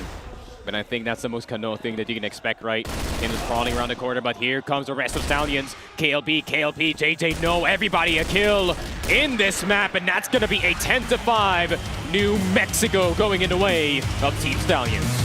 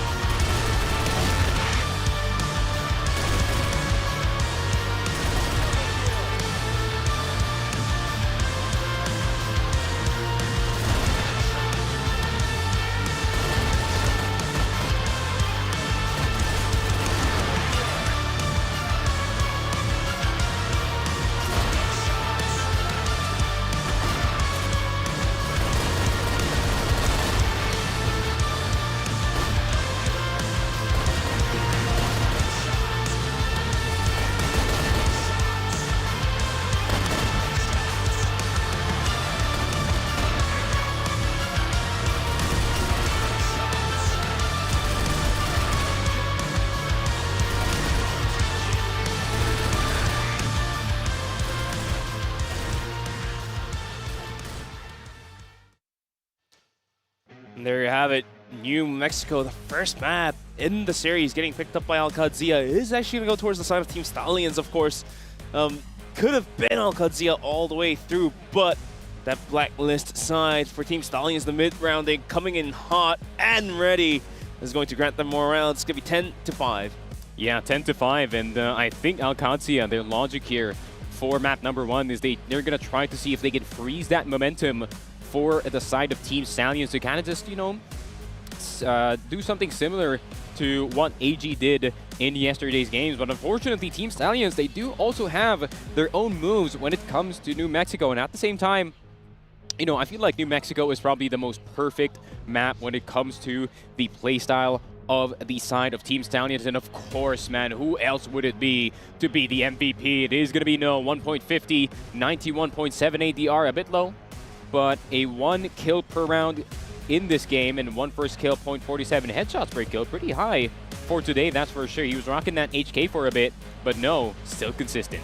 I mean, it's even weird to say that 91.7 ADR is a bit low, specifically for this player, because give or take, I think the average ADR for the players in the entirety of this year's Grand Finals is around, I think, about 85, 90? 85, 90. 85, 90, and this guy's still above 90, so Kano expecting him to do a bit more. Of course, he's already doing great, but even greater is what we're expecting, I guess, especially for you, Sneaky Frog, coming from the region as well. So, Stallions marking up a really, really good round, really good map, takes New Mexico back into their hands. That's going to be Sub-Base as map number 2, New Compound as map number 3, Black Widow, then the decider being Port. So going to be a pretty fun road ahead for us. Yeah, for sure, man. Looking at these head-to-heads, I mean, the KLP was doing a number up against MG 6-2 in this game. I feel like, you know, KLP could go, you know, slightly farther up in this game. It was kind of actually Fei who was stopping No single-handedly, so instead of just facing him head-on, you kind of just throw 5 nades at him and see what's going to happen right after. So it's going to be very interesting to see what Team Stallions is going to do for map 2 and 3. Granted, that compound that has had its struggles, but at the same time, we are at the Stallions' home court. Sub-base advantage could be taken here. Advantage could have been taken, but we're going to be taking a quick break to give the players a bit more energy and come back with map number 2. It's going to be Sub-base, Qadsiah versus Team Stallions.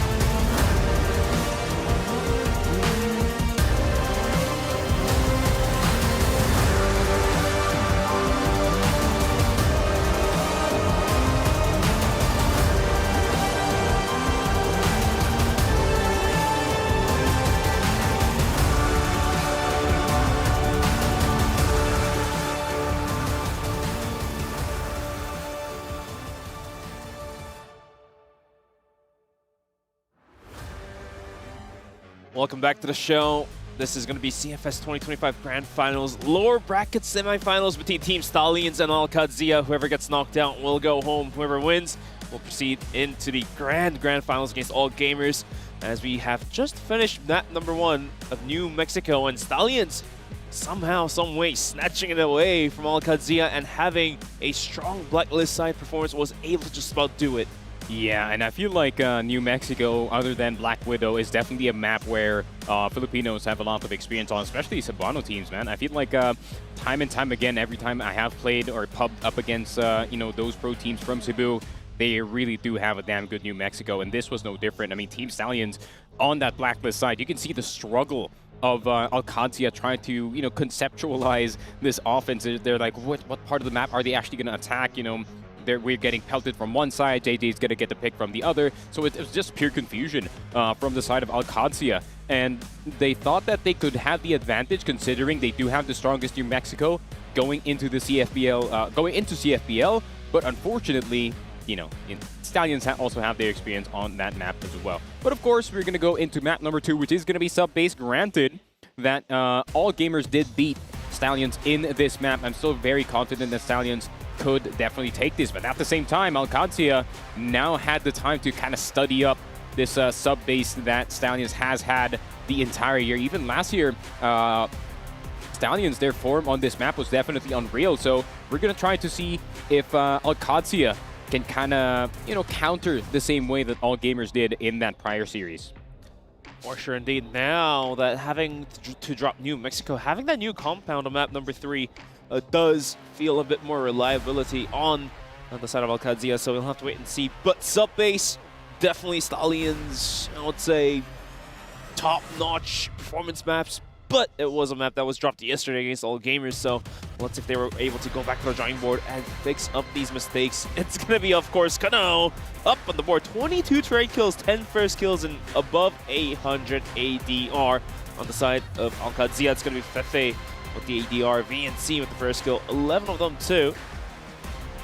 Yeah, it's going to be very interesting to see. I mean, one of the main reasons why this sub-base for the side of Qadsiah is very, very strong is that rifler frontline. You know, MG probably is going to have maybe slightly a good time in this map, considering he is more of a closer compared to an opener sniper, just like what we saw from the other teams like XQQ. But, you know, the rest of the squad is able to take so much map control with barely any nades, so it's going to be pure contact from the side of Qadsiah for the first minute or so in this map, trying to get a semblance of control, maybe a pick-off to try and see if they can split the defense for the side of Team Stallions. But Team Stallions, they know their way around the sub-base map. They know that they can bail themselves out even in the 4v5s, even in the 3v5s.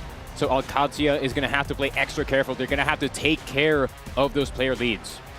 They have to definitely take care of those player leads. The fans are cheering for Qadsiah. Carry us to the victory. An absolute legend.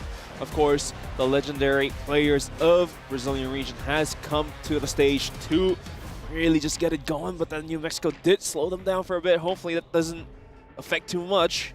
For sure. Going into sub-base, for Stallions, they were definitely devastated by losing the sub-base, which eventually led to losing the series. So Tanks and the rest of the squad should have been and should have went back to the drawing board and really get the work in there. So going to be looking at a different turn of things for sub-base for Stallions as well, expecting a bit more timed and bit more planned executions, and see if that actually does translate and convert into the round scores. Yeah, and it seems like if they did win that map number 1, this would have been a lot of a noisier stadium going into this lower bracket final. And it would have been AG actually playing it out in this one. Would have been an interesting lower final if I, absolutely. In all honesty, I would want to see how Alcad does play up against that all-gamer squad. But of course, we are already here in this one. But of course, it is going to be map number 2, sub-base, Stallions home, Alcad fighting back.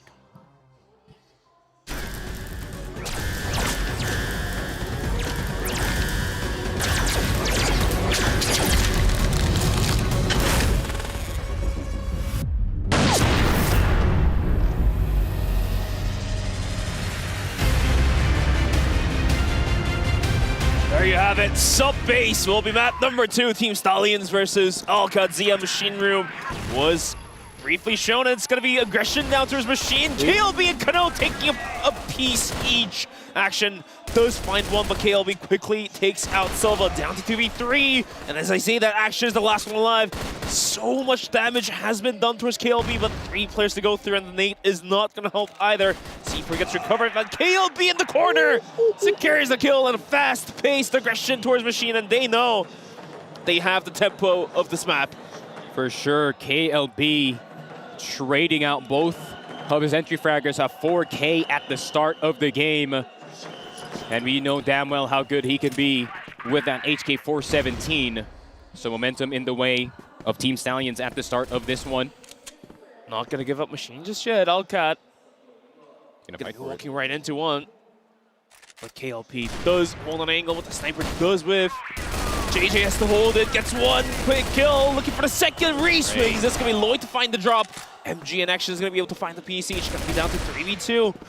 As I say that, Silva from the backside in action as well with a headshot through nowhere. Both kills secured. Alcad quickly makes up for the loss there. It's gonna be tied at 1-1. Yeah, Silva sliding through that B-short position, and the rest of the attention from the side of Team Stallions was on that lockers. So they didn't realize there was a flank incoming from their side to another Machine skirmish in this one. BNC is going to get KLB. Lloyd will try to bail himself out, and he does. They're just going to leave No in the corner. Lloyd to take a bit of damage on the retreat there. The nade is going to take a bit of health away from Kano as well. Machine still is going to be aggressive. Fefe, how does he get these kills like that? A wallbang and then a headshot on towards Kano. Already on the defense, going to be down 3 players. JJ trying to make up for what he can. Gets one headshot through the walls with the swing from Fefe. So darn good! Does get one more before going down to the hands of KLP. Down to a 1v2. Has a bit of a Utos to work with, but the swing from MG will be good enough for the kill. Alcat is going to lead out 2-1, and the timeout proceeds. That's from the side of Team Stallions, and indeed, Tanks will pull the trigger. Yeah, I think they were surprised that Team Stallions got red on that triple stack on that locker room push, then nade immediately on the right side box. So no, definitely surprised that Feifei knew that he was there the entire time. So Stallions got a bit too confident in round number 1. And it seems like Tanks has identified that Stallions is a bit disconnected in those round 2 and 3 rounds. So gonna try and see if he can kind of get them back together here. Gotta get some of a composure back together, but at the same time, the timeout could be utilized by Alcat as well. They know the Stallions love to push Machine. They know Stallions want to get involved early on in the rounds. Could even expect a mid push. Could even expect a little bit of an early aggression over towards Nook and just players stepping out from the staircase. So these timeouts will be utilized both ways. Gotta wait and see how it unfolds. Still going to be 2-1 as Alcat quickly is going to find 2 rounds in a row. A pretty solid manner to definitely Fefe putting up the most of the work there, of course. Yeah, honestly, I wouldn't be surprised if we do see a faster-paced Qadsiah in this sub-based map. I think all gamers did a really nice job of kind of matching the pace at the same time, kind of allowing that bit of map control to Stallions to kind of fall on into a very unfavorable position. So it is going to be KLP solo guarding this machine room. Instead, the rest of the squad is now going to focus on that second mid position. And what I noticed as well for the side of Team Stallions is they've been kind of ignoring this event's position the entire time. So it hasn't been easy for them. So Feifei, it's a good read on Feifei as well, that he knew that No was in this corner. M4 TDP are shredding players through the boxes. That's just insanity to watch. They're just going to spam B. Maybe. They might run it towards B connector. Or potentially even towards vents, which is probably unlikely. They're going to walk in towards connector. I don't think KLP is ready for this one. JJ spotted while jumping. The sign has been given. JJ with the pop flash. Looking to swing this angle, but MG is going to be holding the corner. Loy and Kano does find the piece each. Kano takes a bit more on the cross. Gonna be down 3-4, but the hit point situation a bit less on the side of Stallions. KLB Gonna duck his head down. Silva's keep on testing the angle. Does dodge the bullets. The nades are flying in Silva's way now. Yeah, I was actually surprised that Alcad pushed out of this B short position without any smoke right in front of jail. So Stallions now playing double rotational here. Immediate reposition here from No. I do like this position Kano's taking. Oh, but does he know? A little bit frisky, and the vents is going to be Silva. And the rest of Alcad, the two players of Action and MG, looking to get in towards middle. Silva not swinging just yet. Oh, if he... Didn't see him. He definitely did not see the barrel for sure. Kano, you have to hold it. Sound cue's not given just yet. Could be detrimental on the side of Silva if he doesn't peek in the right time. Kano does swing in time. 25 seconds remain and down a player. What is the plan here for the remainder two? Action with the pot shot, not gonna hit. Is going to cut the deal, and the last one alive is gonna be MG.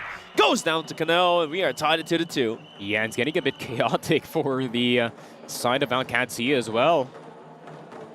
I mean, as soon as the fight started, on that B side, you can see the immediate rotation here from No and from KLB to try and help their teammates in that B defense. So I really like this adjustment from the side of Team Stallions, in all honesty. Really don't want to commit too many members inside of the site. As soon as those... Yeah, I mean, I have no idea why they pushed that immediately. No smoke, no nothing. They were expecting the exact same positions from Team Stallions to be playing mostly lockers here. Mostly lockers indeed. But losing that round, Alcad is going to be switching up their gears, switching up their tactics for a little bit and seeing where this one takes them towards C4. We'll be looking towards Machine. The rest is somewhat spread out. Through the doors, wall bangs, not connecting on both ends. Now, this is the Alcad default that I expected. As far back as possible, letting Stallions waste their smokes as much as possible. Not revealing too much information, and I wonder if Stallion's going to allow that greeting from Alcad, because they're already very familiar on how Qadsiah's sub-base actually works. You know, many Filipino teams actually take a lot of inspiration from this default, but it is a bit different when the team itself is the team you're going up against. Just going to be a smoke in towards second min. However, it is going to be a bit of an investigation here for No, and he's going to realize no one is pushing from this wood side, so wouldn't be surprised if they take the opportunity, but have to be careful from MG, of course. I mean, there's only a minute, and Stallions have to make the right guess here, and they're going to be shifting most of their players over towards mid, over towards B. Setups are now out. Here's the ghost side, KLP. Not hitting the first one, must be Kano. JJ on heaven has to hold it. Does get one in the C4, swings out. Dishes out the damage. It is going to be KLP to take the drop on towards Action as well. Going to be down 2 on 5. Lloyd with a good swing at the nade is going to be good to finish off Silva. Silva Zera goes down. MG goes down, and it seems all Stallions' way here, Sneaky. There we go. And that is off of a timeout. One timeout here from Tanks, and I think Tanks just made sure that this team is not going to play too puggy in this map. There is a bit of a tendency to have a bit of a bias in towards Machine Room, but Qadsiah does also like to attack that B-short position as well. Bit of a Tank slap in the back of the head for the boys, and like, hey, what are you doing? Comes right back at it. We're playing in the lower final. That's what we call true parenting. That's true. He is kind of a father figure. As the boys are very, very young. Yeah. They look up to the coaches. Quite disciplined too. Quite a disciplined team. They do get a bit, you know, frisky from time to frisky time. Sometimes, even IRL. But you know, Tanks. Even IRL. Tanks will set them straight. For sure. For sure, indeed. But now Stallions up around. Just loving to play default, and this is the sub base that they were. This was the map that they were able to take down top teams like Baisha. And this seems to have brought back a bit of composure for the side of Stallions. But now, Alcad looking to force the issue down towards A. Gonna be fully sending it, and a full rotation coming over towards A as well. Give it a Qadsiah and KLB with the sniper. It's going to be Kano to find the opening frag here. KLB juggling his position, not going to be able to find much of value here. Silva Zera finding a double kill. Kano swings down, and Silva with a 4K, I believe. Looking for the ace here. Don't take it away. Nate's up and over. KLB on full health. Has to do something about it. Down to a V1. Kano did it last time. Can he do it himself? Will be the true question. Cfesports now gets planted. Timer is now ticking against KLP. If Silva finds it, it's going to be an ace. MG at risk. The timing a little off there for both of these players. Still alive as KLP. Is going to be finding himself by the staircase. Blind. Fully blind. MG clicks him away. And Alcad is able to turn the round around. It's going to be tied, I believe, 3-3. Crazy that both of them missed. Absolutely. I thought it was also close, and then comes down to him hiding by the nook and the flash just blinding him. Oh, the nade stack. Everybody missed the lineup. It's okay, only 2 nades have been spent for Alcad. Stallions pushed out from mid. Look at the position Loy is holding. Fefe does see him, but Loy does get the better of him. He wasn't tap walking. He wasn't tap walking. The sound cue has been given, and that's going to be detrimental for the South Stallions and Alcad. Down a player, 4v5. What is their next course of action? They want to clear out towards mid. They want to clear out towards machine, but Stallions are now getting very risky. JJ, what are you thinking in your head? Is going to go out, sees action, holds on the trigger, hold the horses. Here he springs out. Huge double kill before going down. Damage has been done. MG versus the world, not going to happen. That is absolutely crazy. That they actually got that done. I mean, the immediate kill in towards Woods at the same time, just pure timing from MG. Getting off of his spot at the wrong place at the wrong time, catching Feifei, not tap walking at all. Nades are gonna go through. No, bit of hide and seek from No here. Silva gonna be tagged up, but here comes AJ from the backside. He's gonna try to get a finish, but the one tap on Feifei gives him a fresh fade. Bit of a skill, a bit of a luck. Doesn't matter! Because this guy is going to decimate Qadsiah by himself. What is going on? JJ finds yet another frag, and MG once again left as a solo. Does recover the C4. Loy with the swing gets it done, and JJ, as we were just talking about him being a little bit quiet, just comes out loud on the stadium. Jeez Louise. And No was actually the distraction the entire time, and that caused the rest of Alcad to kind of peek their heads over. And look at them, now it's a 4-man clear on towards Machine Room, wasting so many HEs at the start of the round. But at the same time, Alcad, they do want to go fast. And KLP, this is the angle that I was talking about. Hard to clear, doesn't hit the toe though. Hard to clear, hard to hit. JJ swings once again! JJ going crazy. JJ just continuing to do the damage, do the numbers, is gonna swing out once again! What kind of free transfer in the world is that? What is going on? JJ, a man possessed, and that is the side change immediately for Team Stallions, and this is the sub base that everybody's afraid of.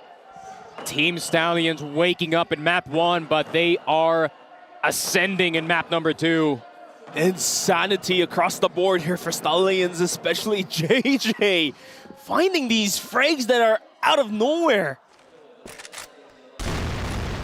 Ooh, you can see the confidence as well. Stallions is peeking these openings quite aggressively. Action gonna spot No, so that's gonna be a bit of action on the second floor. Loy not gonna spot him, dropping on the side. MG's gonna get JJ in return, so that's gonna free Stallions for now.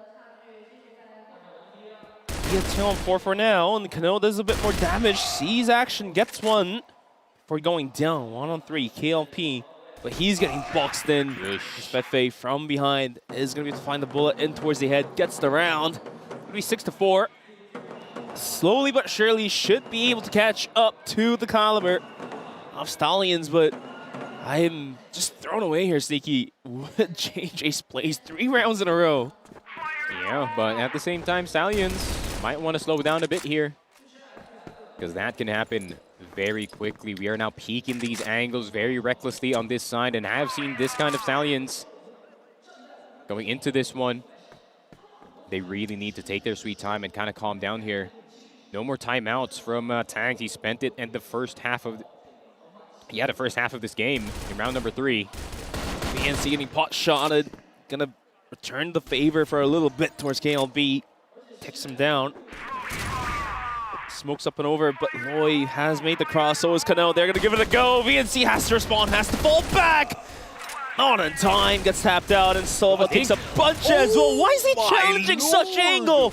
Jesus Christ, what is going on? Stallions have cleared out A, and the top of Heaven A as well. I mean, Silva didn't have to challenge continuously, just had to buy time, wait for the rotation. But that he did, but swinging out, it's gonna be action, and it's gonna be FA in action going down. MG once again versus 2. But the test here, not gonna happen. Crossing through the smoke isn't as is. Crossing wins, and he is gonna go down. Jesus, Lloyd is challenging control room straight up. I mean, Stallions don't want to give up any pace of the tempo here.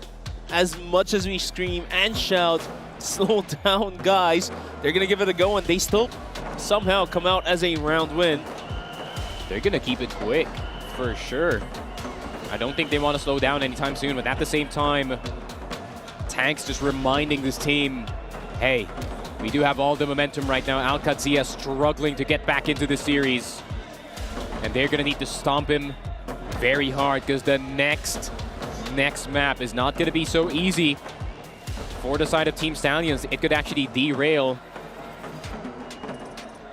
their momentum here. Going into new compound is not gonna be easy whatsoever.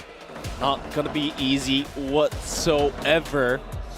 As the timeout, still about 10-20 seconds remains on the clock. Should be over any moment soon, and almost a desperation time out here for Alcad. For sure. And let's see if that will do anything. I'm gonna sign here. And Tanks is absolutely enjoying the spot he's in right now, so gonna wait and see how this one changes the tempo, changes the board of the game here. Because there's a bit of a turbulence in the way for Qadsiah. Has made it all the way up until this point in time of the tournament, but being met by Stallions, taking New Mexico, and then having a 7-4 scoreline into map number 2. I don't know if this one's gonna be long here, Sneaky. Ooh, KLP, does he want to take down MG here? He's trying. Oh, only trying to see if he can get a pot shot on the cross, but I don't think it's gonna happen. Oh, the double sniper setup. And Nose is jumping right between them. It's like a playground. He is very comfortable. I can say that. Here's the replay from JJ. Just insanity across the board. The pot shots, the one-tap headshot on the switch, and the wallbang headshot. What are we doing? Action goes down. 1 for 1? In the meantime, 1-for-1. A being aggressive, VNC stuck in a corner. Oh my god. Cleared how quickly, too. Loy is clearing everything. Gonna be 3 versus 4. Retake. He's going. Is he? He's going. And the going he does gets 1 before going down. Still, damage has been done. 3v2. 2-man retake. Not a lot of utils too. Isn't going to help. KLP just has to hold silo. Oh, look at from the backside. The goat spray down onto action. Gut for 1. Pistols out. Swings for the second kill. Hits all the shots. Kano, the Wonder Kid, he knows he's happy, he knows he can get the kills, and he also knows he can get the rounds. Yeah, Loy also knew that he got away with murder in clearing that control room position, just straight up running into tight stairs. And this is the vibes gameplay that we are all expecting from the side of Team Stallions, and KLP also joining the party with that sniper. USP is out, KLB trying to get the tap in. Loy, JJ, gonna take everybody down, and it is only gonna be MG and Silva. Silva with no sniper this time. I feel like I'm stuck in a meme here, Sneaky. Just tell me more about the stories of Stallions. They're gonna be putting themselves in a 4v2. The whiff from MG not going to connect as well. Silva quickly down and dusted. And the rounds too. This one is going all Stallions ways. There we go. Seems like Stallions has gotten their form. Barely remembering the heartbreaker from yesterday, and it seems like Qadsiah feeling the brunt of it. And you know what? Sending it. Stallions is not going to pump the brakes. They're going to fully send it down. Loi's already down there. Silva does get the quick scope on. Doesn't stop Stallions at all. They're challenging towards Machine. I hope the viewer observer showed us. KLB sees VNC up and over. Now challenging flashes too. Oh my god! How's KLB alive? He's gonna reach out too. Oh, he's 100% going to reach out. Going to be down to a 3v5 VNC. Bit of a risk here. Still takes the risk and is going to be bonked out from the lobby. Already down 3-on-3. KLB knows what he's doing. Flashes on the left side.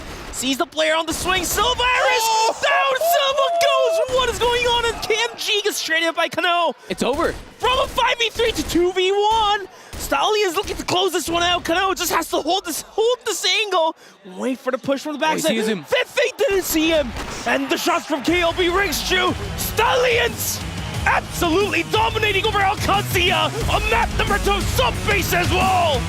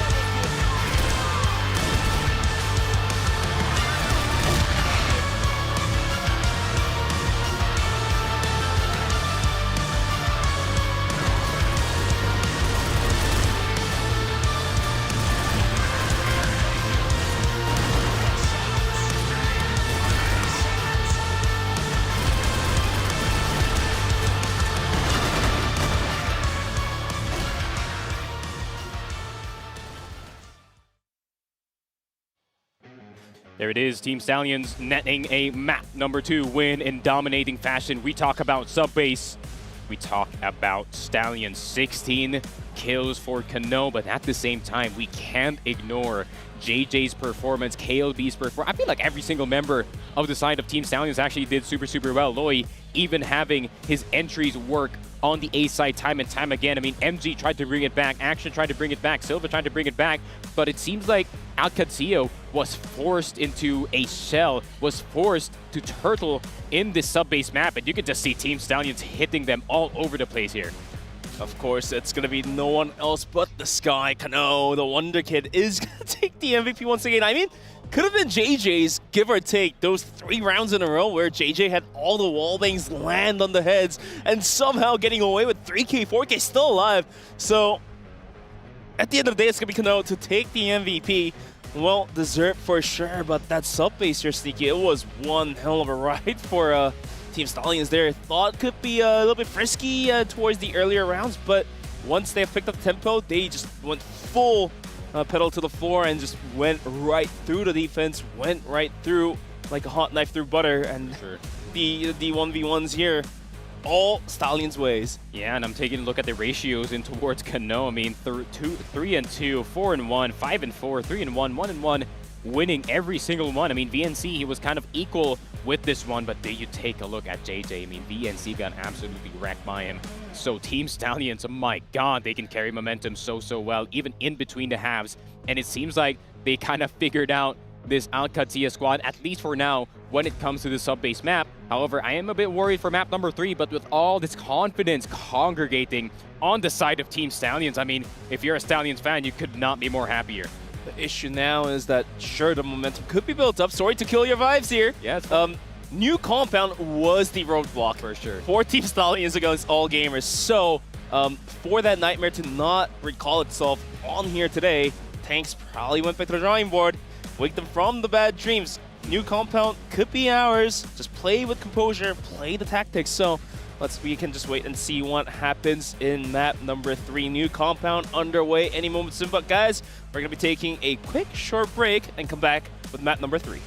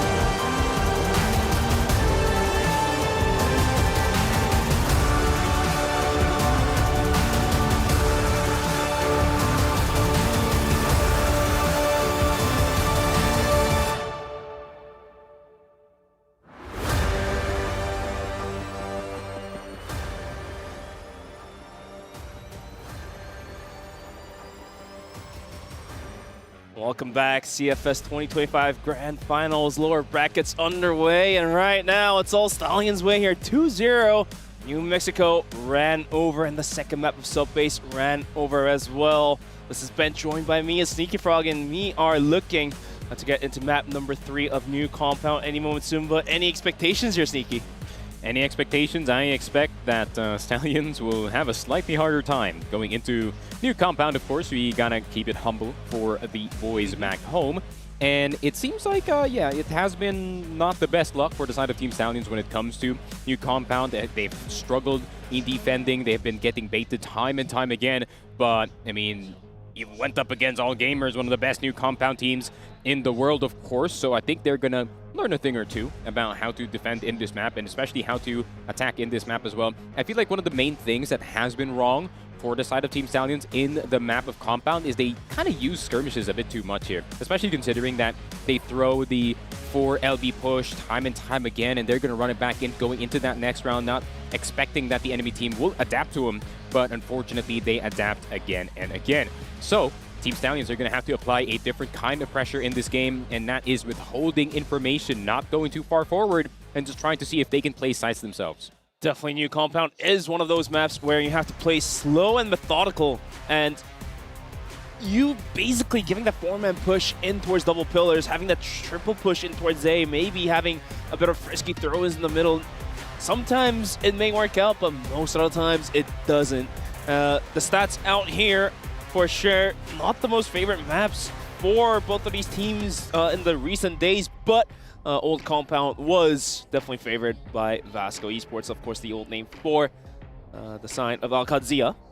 Yep, and yeah, I think despite the limited experience for the side of Alcad in this map, I still would expect them to hit just as hard, but it is going to be heavily reliant on Kano to try and see if he can get these 24 trade kills like he did in this game, because someone has to be the sacrificial lamb of this team, and it is most likely going to be Loy, and if Loy cannot get any entries going, it's going to have to be the other rifler stepping up to the plate, KLB, and no, big responsibility for them, but at the same time, KLB needs to step up to the plate. He needs to immediately cancel MG's spot. But knowing MG, he's going to be playing as far back as possible, being the responsible one, being the closer for this Qadsiah squad. So, going to have to be a bit of a change-up in terms of pace, and it's going to have to be a change-up in terms of mindset here for New Compound. I just love how the triple change finished them for Team Stallions. The fans know what's up. But for Qadsiah, they have to make it home with a trophy. They want to be in the Grand Finals. They want to have a chance to take down All Gamers. A lot of stakes are on the line, not only for Stallions, but Qadsiah as well. Everything could be there and could be gone. For sure. Momentum in the way of Team Stallions, but of course Qadsiah not to be a team to be trifled with here. You have to remember, this is the exact same team that did take out their demons from last year, which is going to be Evolution Power. And Evolution Power, you know, despite the First's performance from yesterday's games not really going in his favor, the rest of the team was also kind of ramping up in this one. I mean, Zay was playing amazingly, YH was playing amazingly, you know, XQQ, when First was kind of struggling, he stepped up to the plate. So it's going to be very interesting to see what is going to happen in map number 3.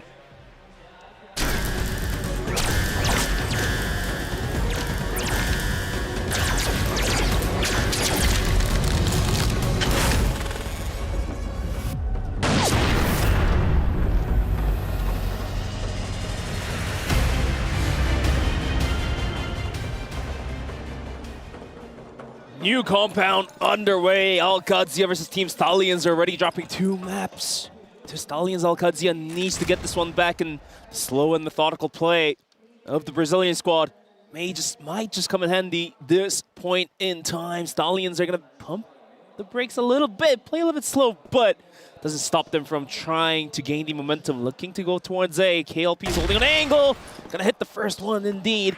Does put the brake on the side of Qadsiah. And of course, KLP's going to repeat. Ooh, almost catches action. Action now stuck on the right side on that long position. And Silva is going to get Loy on the other side of the map. They're going to try to push the issue. KLB will somehow get Silva in B site. Some way, somehow, down 2 players is going to be Qadsiah. Stallions only going to suffer from the loss of Loy. Looking to swing towards mid, it seems. They're going to make a full rotation towards goal risk spawn. Being overwatched by Kano.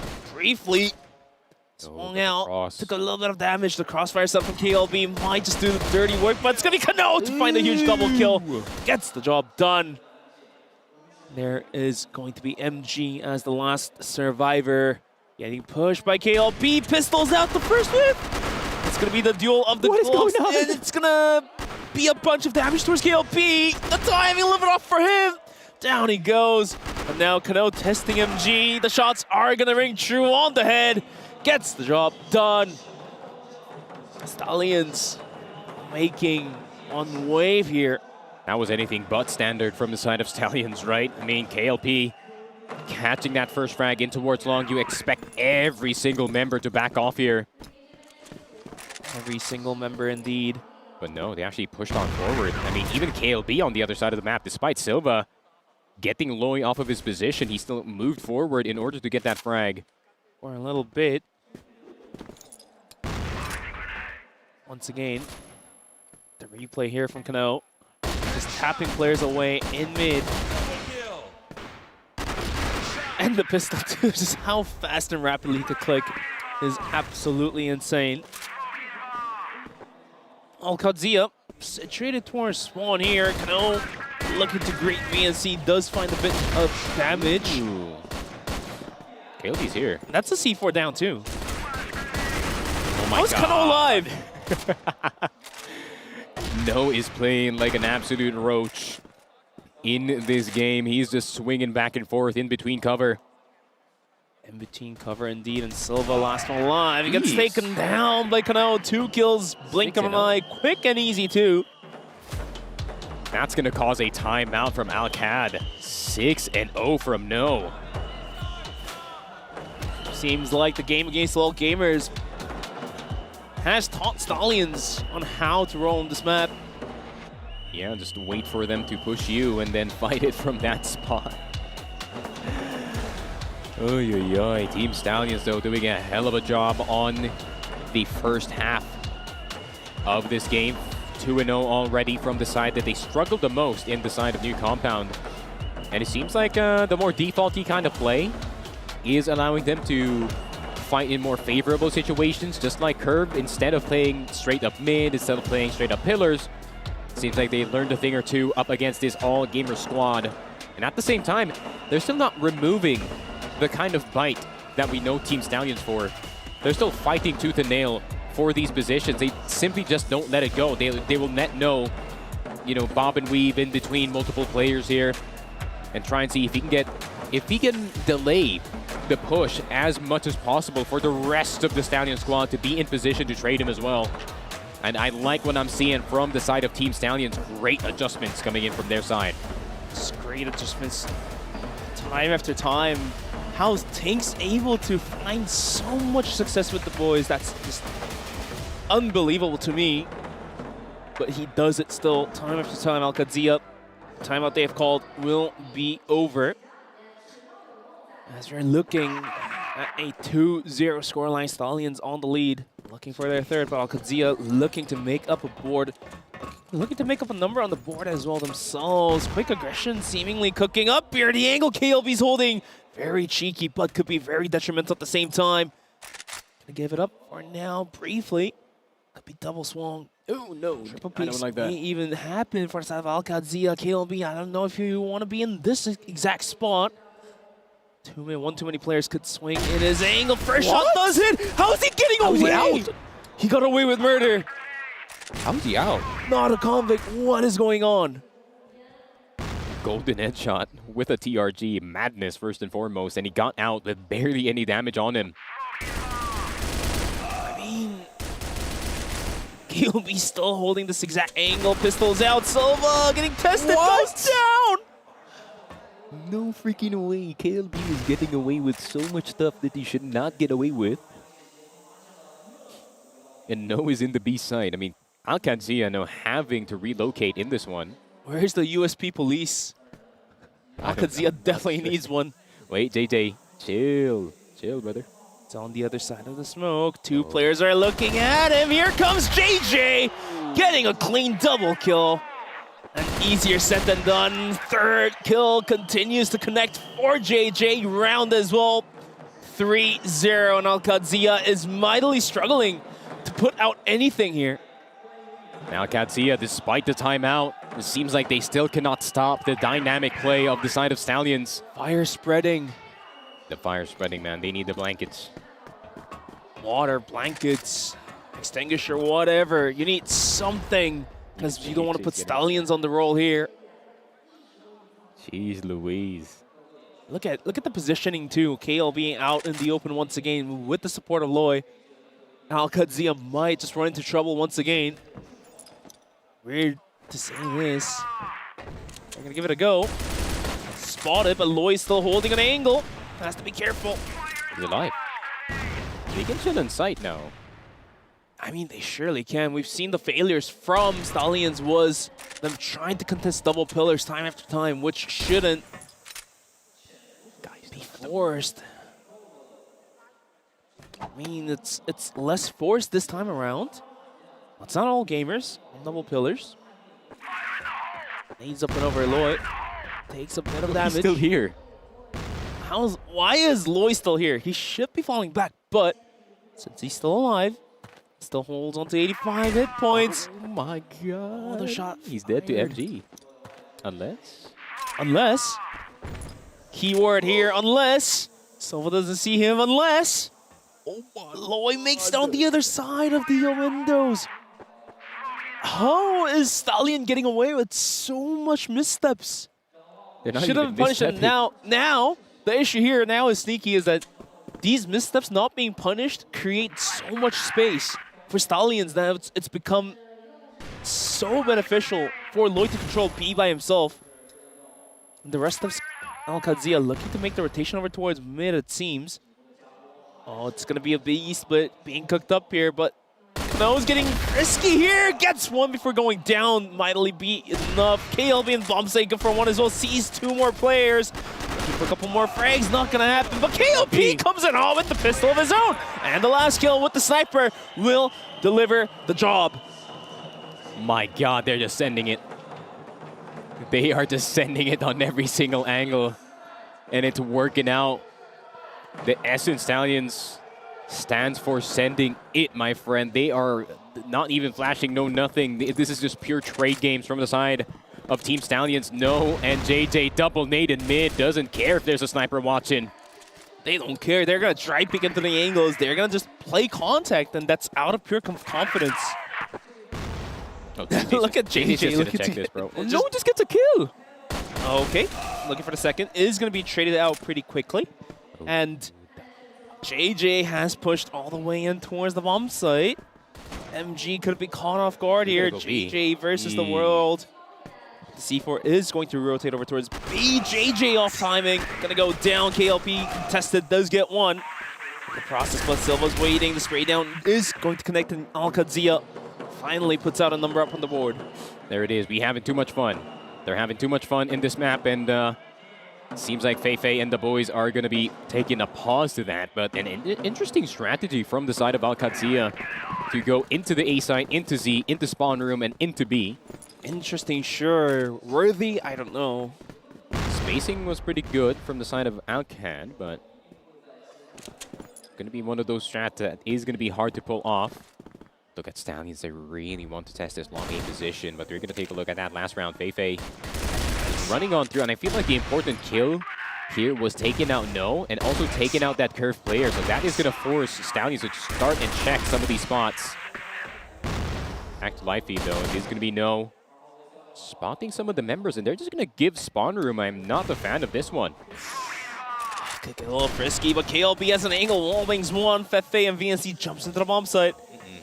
That is servers being taken just like that. Loy has to get this kill, and Silva gets the better of Loy.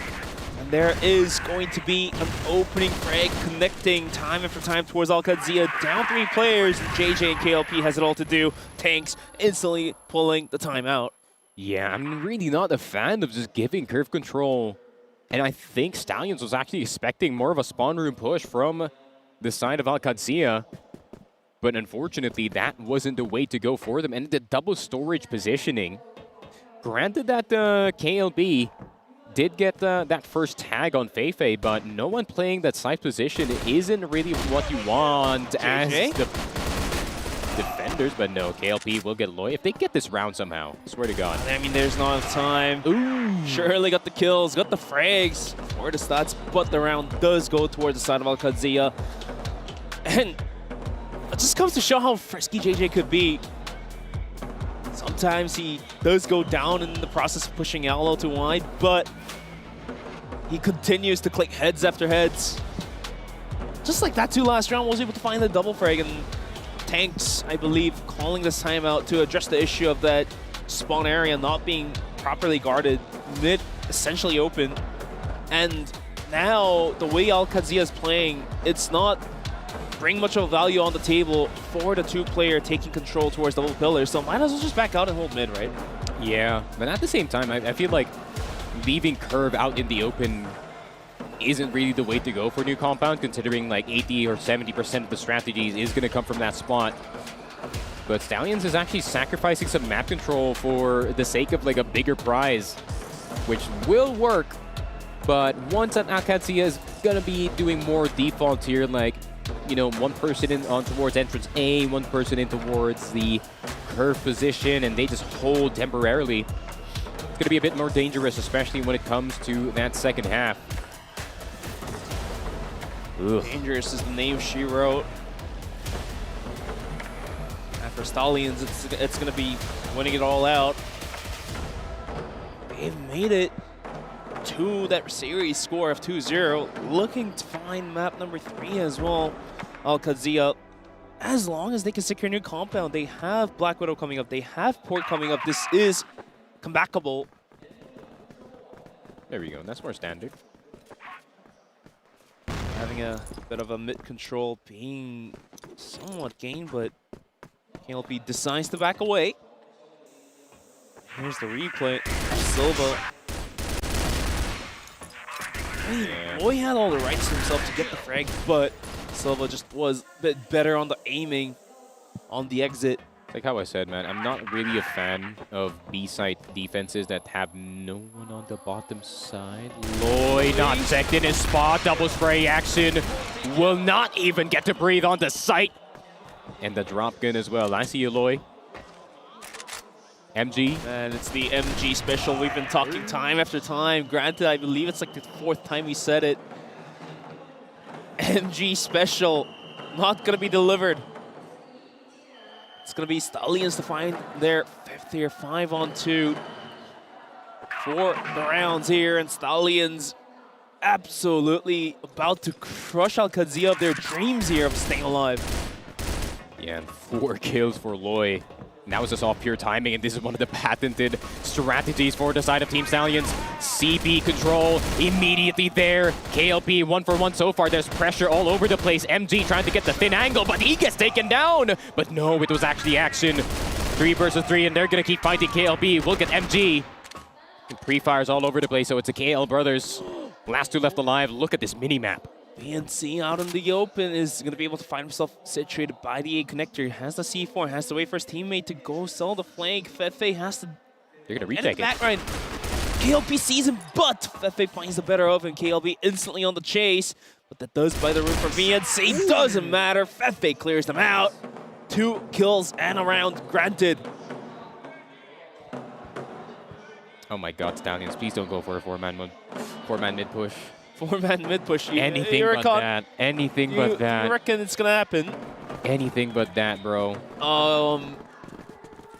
Yeah. Oh my God! I know you boys. No.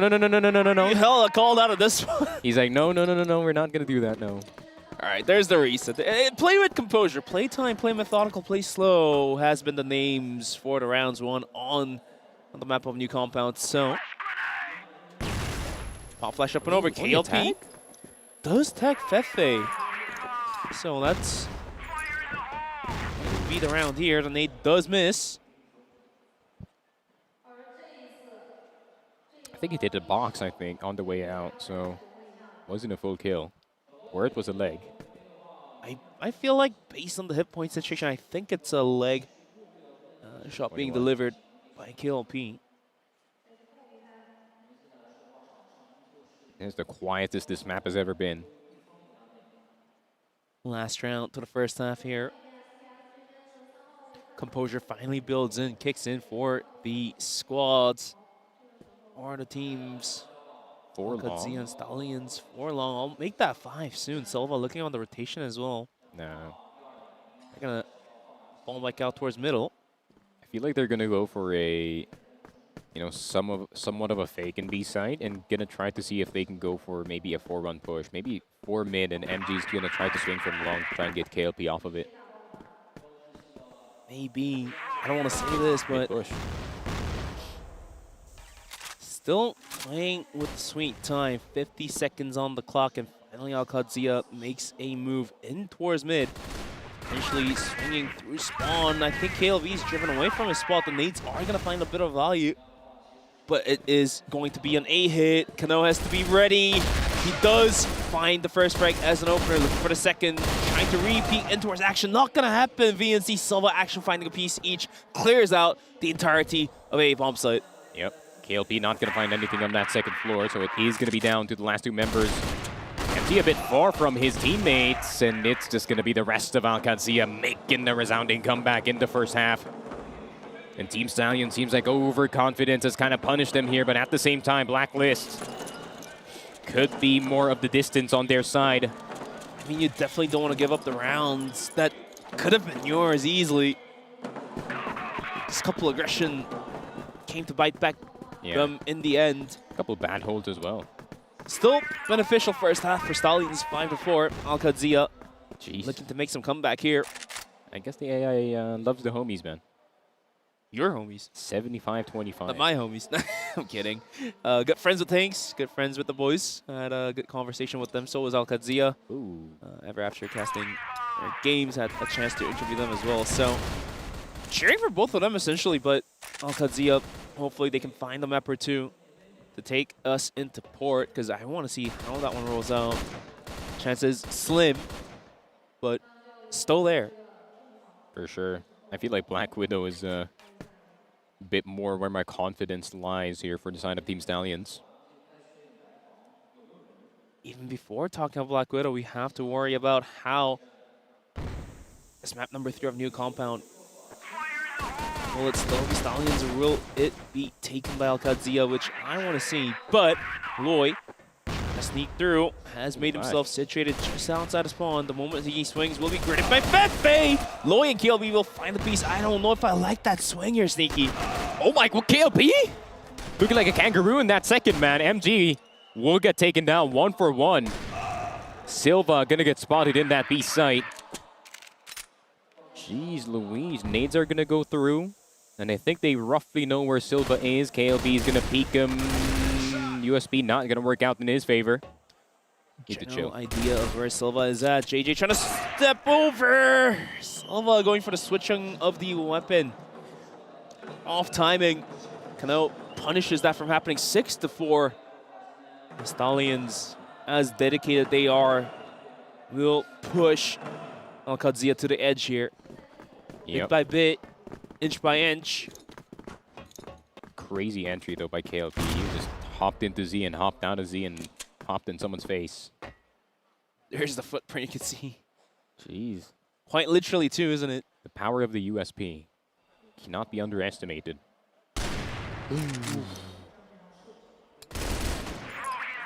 Silva, I believe that was a wallbang, too, on towards KLP. But JJ Kano with a quick opening towards double pillars, or might it just might do justice towards B here, but they're gonna go for the reset and send it over towards mid and A. So you can tell they have went back to the drawing board. Someone has to make a play here for the side of Qadsiah. Someone has to get anything. At least it's gotta be MG, it's gotta be Action, it's gotta be VNC. Any one of these guys, any one of these players to pull off a 1v3 play. Well, it's not going to be MG, and that's for sure. He's going to be sitting in B side this entire time. That's double be a 2-man hold towards middle. Don't know. Action gets tagged up on the cross, has to fall back, and that does. I don't know about B side. I mean, Stallions do have a bit more time. Minute 10. They can always go for the reset, but they're going to look to clear out towards double pillars, in towards B, it seems. MG, though, could come in huge and handy. And as handy he is, there is 1 out of 5. That is not the spot to push, that's for sure. VNC looking to hold in towards A servers. As the C4 and a bit more players do rotate in towards A, it's going to be him to hold on the aggression. Oh, action's going to go down. Curve position has been taken. VNC going to have to go huge. Are they going to check this? Kind of a worrisome position here for VNC. Springs out, gets 1, make that 2. Quickly trade up, but MG down very low on a 1v1. Has all the utils, but 2 HP. Essentially him falling down. On the second floor may just do the work. MG found himself in heaven, looking to jump out, but he hits the pause shot! Quick scope lands, KLB goes down, and Qadsiah, from what could have been a disaster, is going to be able to make up around 6-5. That is frustrating. The obvious play is right there, right? For KLB, you plant it for long, you go long, man's on 1 HP. Yikes, yikes, yikes. That's the MG special we've been talking about time after time. Too much confidence. Confidence can kill you sometimes, and that was one of those times. KLB gonna eat a TRG shot to the face, and here comes action. JJ? Oh, wait. Oh, wait. What? Confidence can kill you. Yeah, confidence can kill you, definitely, man. And it seems like 4 confident players are already down. JJ, KLB, VNC, and Action. Silva's gonna get tagged up, pieced up on that A site. Ooh. Getting a little frisky here, isn't it? C4 on the rotation. MG might have an angle. MG just might have an angle. No, the timing, 1 second a little too late, but now they're going on the big flank here. He's open. Stallions are gonna try to get on towards B, but they're taking their sweet time, clearing out the corners. They are in. KLB clearing nothing, bro. Oh my god. Silva does get the drop on towards Lloyd. That is an opening indeed. Gonna be down 3v2. C4 planted the point in the open. Fefe does not front towards KLB. Kano, the Wonder Kid. Another homework up ahead of him in the form of 1v3. Oh, there's one, but Fefe quickly clears him off the board. And Qadsiah, they're gonna tie this one up once again, 6-6. Yep, communication breaking down on the side of Stallions. At the same time, bro, you gotta trust your teammate to hold entrance B. Now the issue lies on the fact that Tanks can't call the timeout anymore. He can't. Both of their timeouts are already spent, so it's down to those freeze times to kind of just talk to him. I have no idea why KLB is still holding that entrance B location, knowing that No was already holding that spot. Crouch peek for days. Jeez Louise. They're gonna need like a wild highlight play to get them back to locked in this game for sure. Round number 13, as we are tied. Whoever takes this round, I feel like the momentum is gonna be granted to the side of the winner of this round. Usually, as it reaches towards the latter part of the map, whoever breaks the tie does gain a bit of momentum. And Stallions will know that too. They don't want to give it away just yet. Playing with composure, playing time, playing very, very slow. Controlling out towards middle is going to be Team Stallions. Yeah, it is only the start of the default though, so yeah, you're going to get mid control, but where are you going to go right after it? So they're going to be stuck in mid temporarily. And being stuck, they're going to lose a bit more health. Speaking of losing a bit more health, is going to be Fefe. JJ, how's he finding these headshots from downtown? He's still fighting B. How's JJ just getting away with these kills? Lloyd's going to find the drop one towards action towards middle. And that will be B bomb site fully taken. Oh, Lloyd just missed the entire clip of his USB. No, that's Mags. Good thing I got that, my lord. It's a Mag. VNC and MG. The last two remainders. KLB in a frisky spot by the corners. MG, the last one alive, takes a beat down. Do we have an MG special for this one, Sneaky? Yeah, for B site, I don't know. KLB's gonna finish it off, but honestly, I don't think they can repeat that kind of round. It's a bit of a lucky break from their side. I mean, JJ entirely destroyed the double pillars by himself, got the double kill, and actually tried to do something about it. Goes down to Loy, and yeah, but Silva, man, you gotta back up, bro. You gotta back up after that first kill. I mean, as soon as the first layer of the B defense is down, you just back off immediately here. Double nade, though. They fake it to get spotted immediately. JJ really trying to win this. KLB and Loy. MG, VNC action. Why are they moving forward, man? now Silva knows. Silva is stuck in a corner, stuck in a wall, trying his best to hold it down. Not gonna happen as Loy takes him out. And needless to say, do we have Stallions pushing really Qadsiah to the plank here? I have no idea what Qadsiah is doing. There's MG's pushed in mid, Action's pushed in CB. It seems like they're trying to make some skirmish plays happen here. On the 6, ever since the scoreline hit 6 and 6, but now is not the time to do so, man. There's a bit more composure now, but you've given away 2 rounds in a row. 8 to 6 as well on the verge. Oh, they don't know JJ. JJ off the timing for a little bit. Youch. He's up and over. They're out of HEs. They're absolutely out of fragmentation. They have no utils. JJ's gonna send it with a pistol. How's he not dead? Oh, Feifei backed off. Ooh. Rough. Bit of a rough turn of things for Kano. Still 4-man strong. But Qadsiah, this is their proper chance to make up some rounds, go for the time once again, or even go for the map point, because they'll need every single bits of pieces of rounds to push them forward. I like the call out though on that B site. Oh, but KLP, how does he get VNC? Catches him on the cross on towards entrance A. 4-man. Action didn't have an angle on KLP. Yeah, it was through the window, I think. Oh Action! My God! Kael Pegaro. Quick scope, down he goes, and how's KLP chasing MG? What is going on? He's pugging it. Qadsiah mightily struggling to the puck style that Stallions bringing up the boards down to the ends of Silva and Fefe. 2v4 and a Dream C4 is now planted. The timer starts to tick away against Qadsiah. Silva picks in towards KLP. Down he goes quickly. Fefe, not a lot of air left in him, goes down as well. And what do we have here, Sneaky? A 9-6 scoreline where Stallions has found the series point. Jesus, KLP with a 3-piece, 4-piece of a lifetime. The individual stepping up to the plate. And it seems like Stallions kind of mind-controlled Qadsiah to move on forward in new compound. And here comes another forward push. 4-man nades, and JJ's just gonna take all of it. Action on the right side. Loy is gonna get that kill, but Loy will make his presence known on that catwalk B position. They still know that MG is on that A site, but instead they are gonna be targeting B. Action gonna be on low HP. Retreat from storage B. Action's gonna get taken down. Silva is dinked.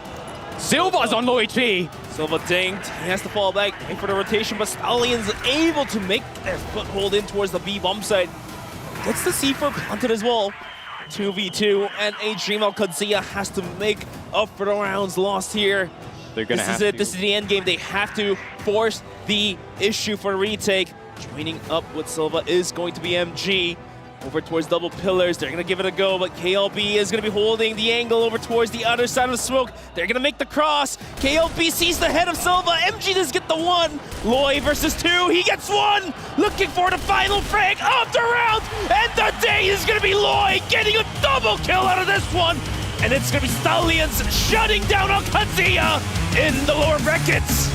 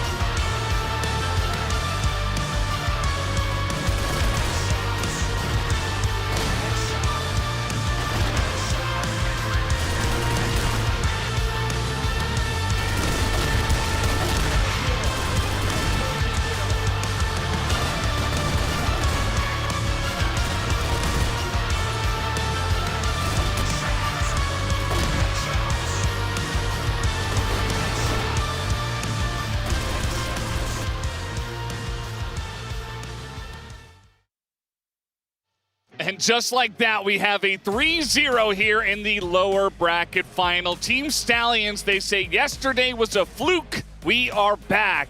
And really, man, they played so well. It was incredible. I was watching with reflections, rather. Even in map 1, we were like, I think this is a 3-0. Like, they were just playing so fast, so confidently. They were having so much fun. And also the fact, I think, that they were crushing Qadsiah on New Mexico. That was also a really good sign. And unfortunately for Qadsiah, you know, maybe they prepared too much for Evolution Power. I'm not sure. Like, they were able to finally take down Evolution Power, but now they're met with another giant roadblock in front of them. And we were saying for a long time that Team Stallions, form-wise, looking like one of the best teams here at the tournament. And I think they proved it big time here with this victory. 1.6 KD here on New Compound for Kano. A very obvious, I think, MVP across the board. He was putting up incredible numbers. He was getting big clutches. Like, it was the best of Kano. I think that we've seen even this whole tournament with how well he was dominating today. Yeah, we got so many forms of Kano. We got group stage Kano, we got sickness Kano. Now we have finals Kano here. 3 set MVPs in a row. And this is probably, you know, one of the best performances, especially when it comes to the mounting pressure in the arena from one of the youngest players in the arena as well. It's just absolutely insane, the form that Stallions has had.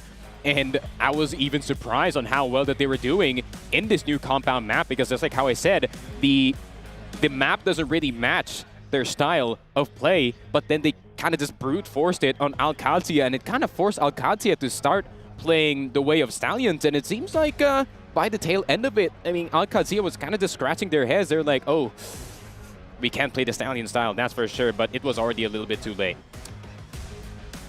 Definitely, as a well-deserved MVP by Kano, but at the same time, the entirety of Team Stallions just being able to put up themselves to the plate here. So many moments from JJ, the wall bangs just connecting, and KLP picking the pace back up. Everyone else as well, KLB having a bit of his moment too, and of course, the rest of the squad, even Tanks as well, pulling the timeouts in the right time, the right moment, just being able to clutch it. The clutch timeout comes through, and great performance from Great Tanks. performance, absolutely. Yeah. Absolutely. I think it was certainly a team effort, you know, jokes aside. I think everybody really had their part to play today, and that's generally what happens when you see such a dominant victory, like such a one-sided victory, which we have had a lot throughout this tournament, but to be honest, I think this was the most one-sided best-of-5 we have had. We've had a lot of them.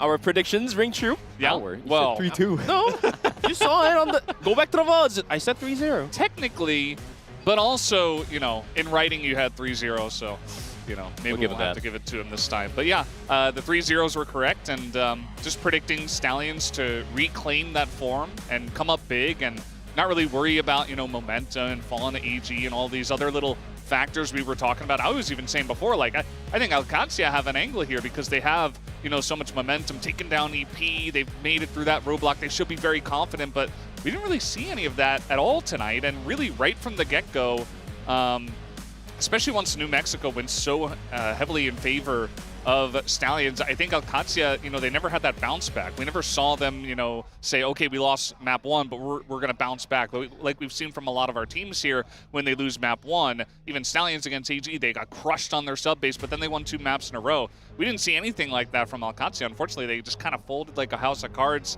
And we know they're better than what they showed tonight, but you know, we didn't really get to see all too much in this best-of-5 up against Team Stallions, who were obviously the much better team. So now we're going to have the Philippines team in the final of the Grand Finals, as we do have our handshake here. See a lot of disappointed faces on the side of Qadsiah. I'm sure they know that, you know, they beat EP, but this isn't exactly how far they wanted to go. They wanted to go back to the finals once again, but it wasn't meant to be this time. Like I said before, I think Team Stallions were just the better team here at this tournament throughout all of it. So they reclaimed that spot at the finals up against AG. They're going to attempt to get their revenge after losing to AG just yesterday. So a 2-day gap in between their 2 best-of-5s, and hopefully Stallions can bring that same kind of attitude and that same kind of confidence, which just seemed perfect tonight. Yeah, and it is not actually too far from the ordinary, right? From the side of Team Stallions. I mean, one of the few teams that actually took AG to all 5 maps in the entirety of this playoff. So I feel like the possibilities are endless still for the side of Team Stallions. And you can see some of the other players who kind of struggled from yesterday's games now starting to ramp up in this series. I mean, you see a great performance from JJ, a great performance from KLB, who's hitting some entry shots with the sniper as well. You know, Loy kind of took a bit of a downturn in this series, but hey, someone had to be the sacrificial lamb, someone had to be the entry fragger, but he did have his moments in that sub-base map. And KLB, my god, a monster with the HK417 and the sniper as well.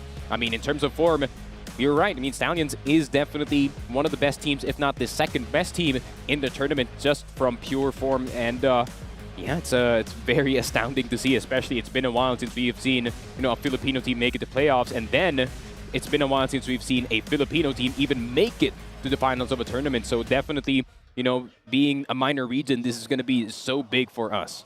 Well, maybe not our minor region for too long. We'll have to wait and see. I mean, now, because Stallions are in the grand finals, you're safe to say Philippines may be the second best region for now. Just waiting on the actual grand finals. And if they actually do take the trophy, then also the pressure from having the torch being passed down from 2018, this is the actual chance for Philippines to rise to the top. How do you think the pressure will fold on Team Stallions? It's now a bit harder than having to play against all gamers in the upper brackets finals. Now it's the real grand finals where trophy is on the line. Yeah, I feel like the pressure is going to be definitely unreal for the boys, right? I mean, you have a whole arena kind of cheering against you, and you're going to have to be, you know, playing through the, you know, the entire energy of the arena. And at the same time, it feels like all gamers, especially from yesterday's games, they were really drawing so much energy from the crowd. And at the same time, it kind of feels natural for them to perform in that kind of stadium. So yeah, I feel like it is going to be a very, very difficult task for the side of Team Stallions, but they did enter this best of 5 thinking that it was going to be a long series, but it seems like being over-prepared is definitely giving them a lot of benefit here. So definitely it is going to be tough, because I would say that All Gamers still does really respect this Team Stallion squad, so I think they're going to try to find new ways to try and counter this kind of play. I think they definitely should respect the Stallions at this point. And, you know, a lot of our narratives over the entire tournament are slowly coming to a close or coming to an end. You know, the Philippines, are they the second best region? I think we can pretty comfortably say yes. I mean, after the hard 3-0 from the best Philippines team over the best Brazilian team, that's definitely a big one. But also, even besides that, the fact that EVOS played fantastic as the second seed from the Philippines, and we didn't really see any other Brazilian seed have a lot of success here. And that's not even to mention Vietnam, who obviously fell out pretty early in this tournament. Even Twisted Minds, their first seed, not able to do much in the playoffs, not even a single map. So Philippines looking really good. Now we're going to have to go on to, you know, can they challenge China, and not just China, but the best in China and AG, and it's the revenge arc, of course, as we talked about. And also the fact that, you know, Evolution Power Gaming and Baisha and X-Rock, they kind of all fell by the wayside before Team Stallions fell off the horse, and even around the same time as EVOS. So, I mean, we call the Philippines the second best region, and especially if AG wins, I think we'll still say that. But I think, you know, over the course of a couple of years, if the Philippines keep playing this well, if Stallions keeps carrying the torch, and maybe they get a third seed in there and they're performing really well, maybe they become the best region. You know, I don't think it's out of the question. I think it's still early to say that, obviously, but I think we're heading in that direction at least. I mean, based on how EVOS was able to come into the tournament as the villain, so to speak, and be able to take maps away from one of the top teams. All gamers lost the map to EVOS too. And other top teams from different regions were taken out by EVOS as well. So Stallions putting out a stellar performance in EVOS, being able to do the villain things, you know, really just drag your opponents down. And, you know, in 2 years' time, you never know if the top seeds will be filled up with teams from Philippines. And that's the narrative we weren't looking at necessarily, but the underdog schema is going to be very, very strong coming into this tournament. Yeah, and this is kind of the indirect result of all the work that has been done ever since the start of the end of 2024, right? We came into Hangzhou, we were a very erratic team. At least we got 100% win rate on sub base, but at the same time, that could not be the only identity that you could have going into an international tournament. So throughout the year of 2025, the slow improvement you could see at the top 4 placement into ACL and the top 4 placement into EWC as well. You could see them slowly ramping up and kind of bringing that experience back to the region. And I would like to say that I feel like, yeah, we're going to see Stallions, yeah, we're going to see Evos, but I feel like this is just the surface for the side of the Philippine region. There is still execration. There is still possibly another Cebuano super team incoming. It's not just going to be Stallions, so it's going to be a very exciting 2026, that's for sure. But man, what a time for Stallions. Yeah, absolutely. For now, we can talk about the future and the narratives and, the development of the region. But for now, it's all about the Stallions. It's all about Kano. Although, as we said, it's a team effort. But this guy, he did put up a 1.6 KD and over a kill per round. 7 first kills in 3 maps. This guy is just kind of unstoppable. Now, you said it before, Sneaky. We got so many different versions of Kano. We got the SIC version. We got the group stage version. We got playoffs version. But he's always the same, basically. He's always putting up the big numbers. So we're going to see his highlights, and we're also going to hear from him on the stage. So stay tuned for that. We'll be right back.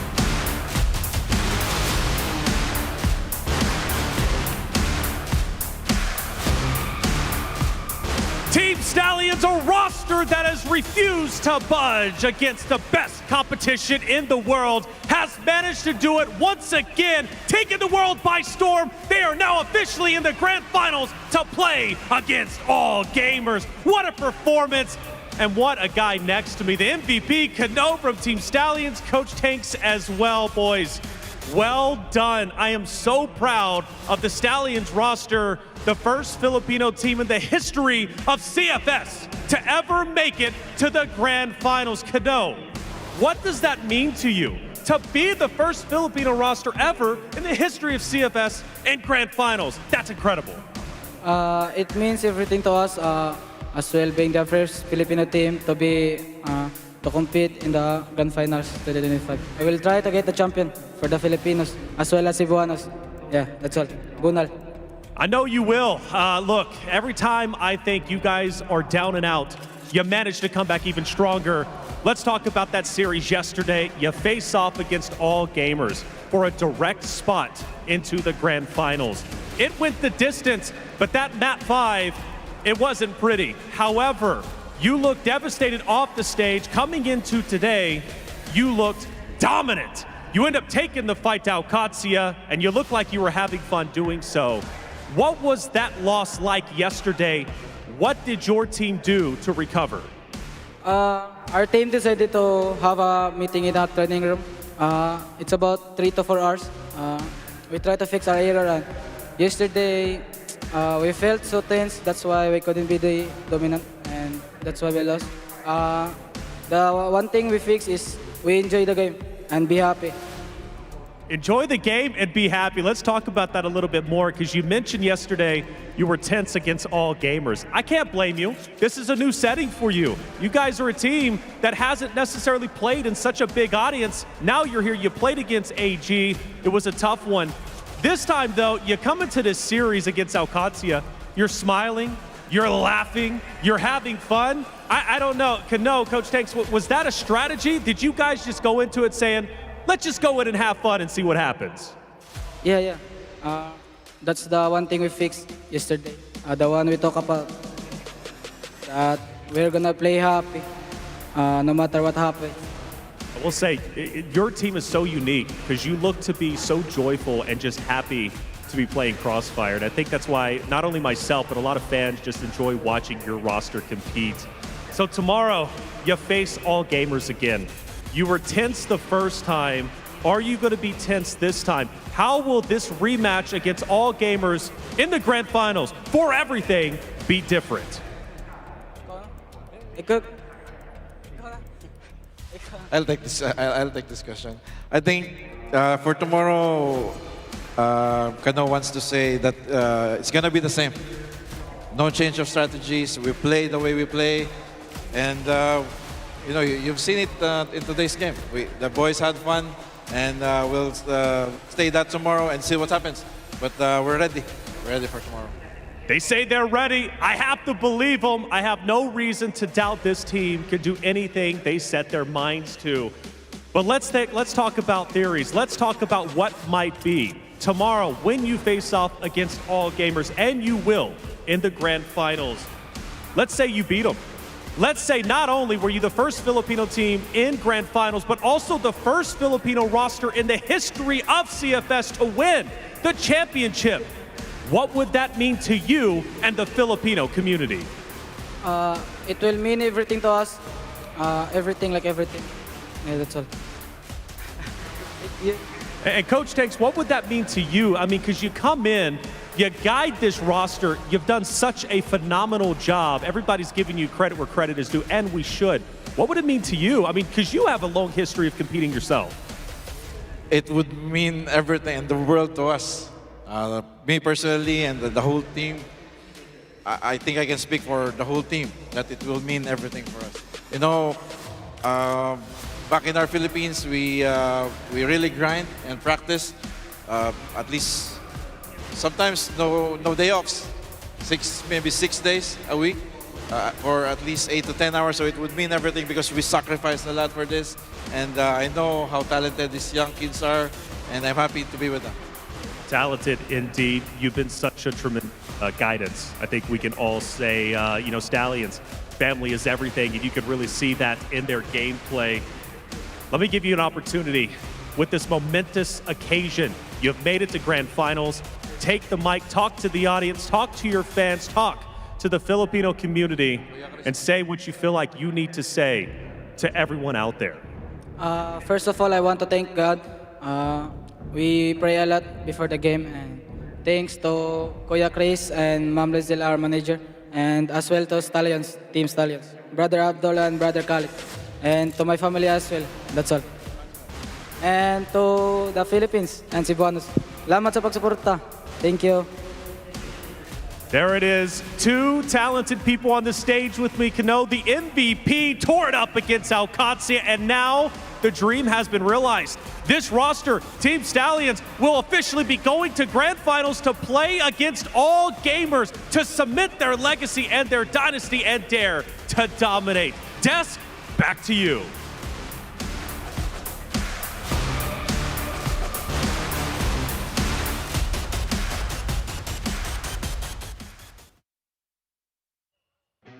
Thank you, Taylor Reflections Noble, for that amazing interview, and you could just tell how much it means to the team, to Kano, to Tanks, to everybody in the Stallions family that they have made it this far. But there is one more step left to really cement their legacy, as Reflections was talking about. They got to go up against AG, and they got to take them down in the second chance. And I'm sure AG, as you mentioned before, they're going to show an immense amount of respect. They're going to prepare a lot for this matchup.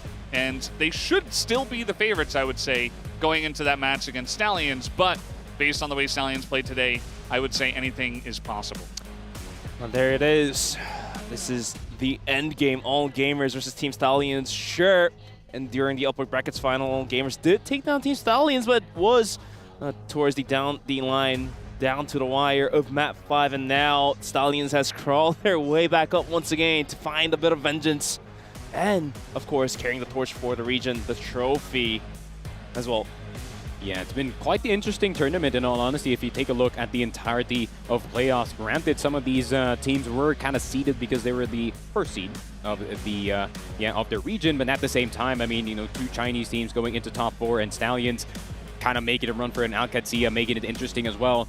I mean, granted that the start of the year did kind of have a bit of a, kind of a bit of a curveball with the Chinese dominance, but we are going to find out tomorrow if that is still going to be true. Team Stallions versus All Gamers, and it's going to be a very exciting one.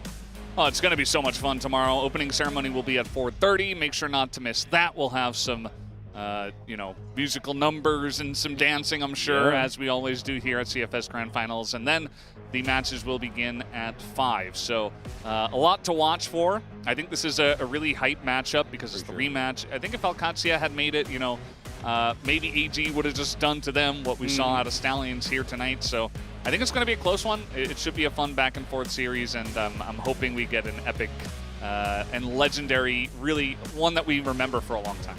Yeah, I hope it's like similar to last year, because Hangzhou was definitely one of the most memorable grand finals that we've had in a while, right? I mean, Vasco really taking it up against Evolution Power being the 4th seed of China. No one expected them to even make it, and Vasco, of course, being one of the best teams from Brazil, just running on through the bracket and up until they did bump into Evolution Power. So I really do hope, even if, Stallions kind of trip a bit, I do hope that it is going to be a 5-mapper, man.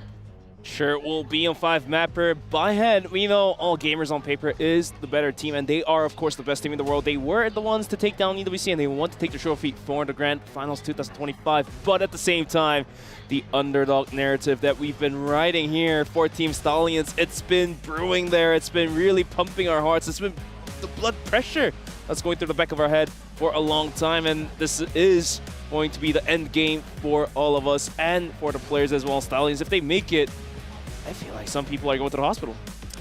Already did. Including him. Already ahead of you. We almost lost him. I think it would make... Glad you're here with us, Sneaky. And not at the hospital anymore.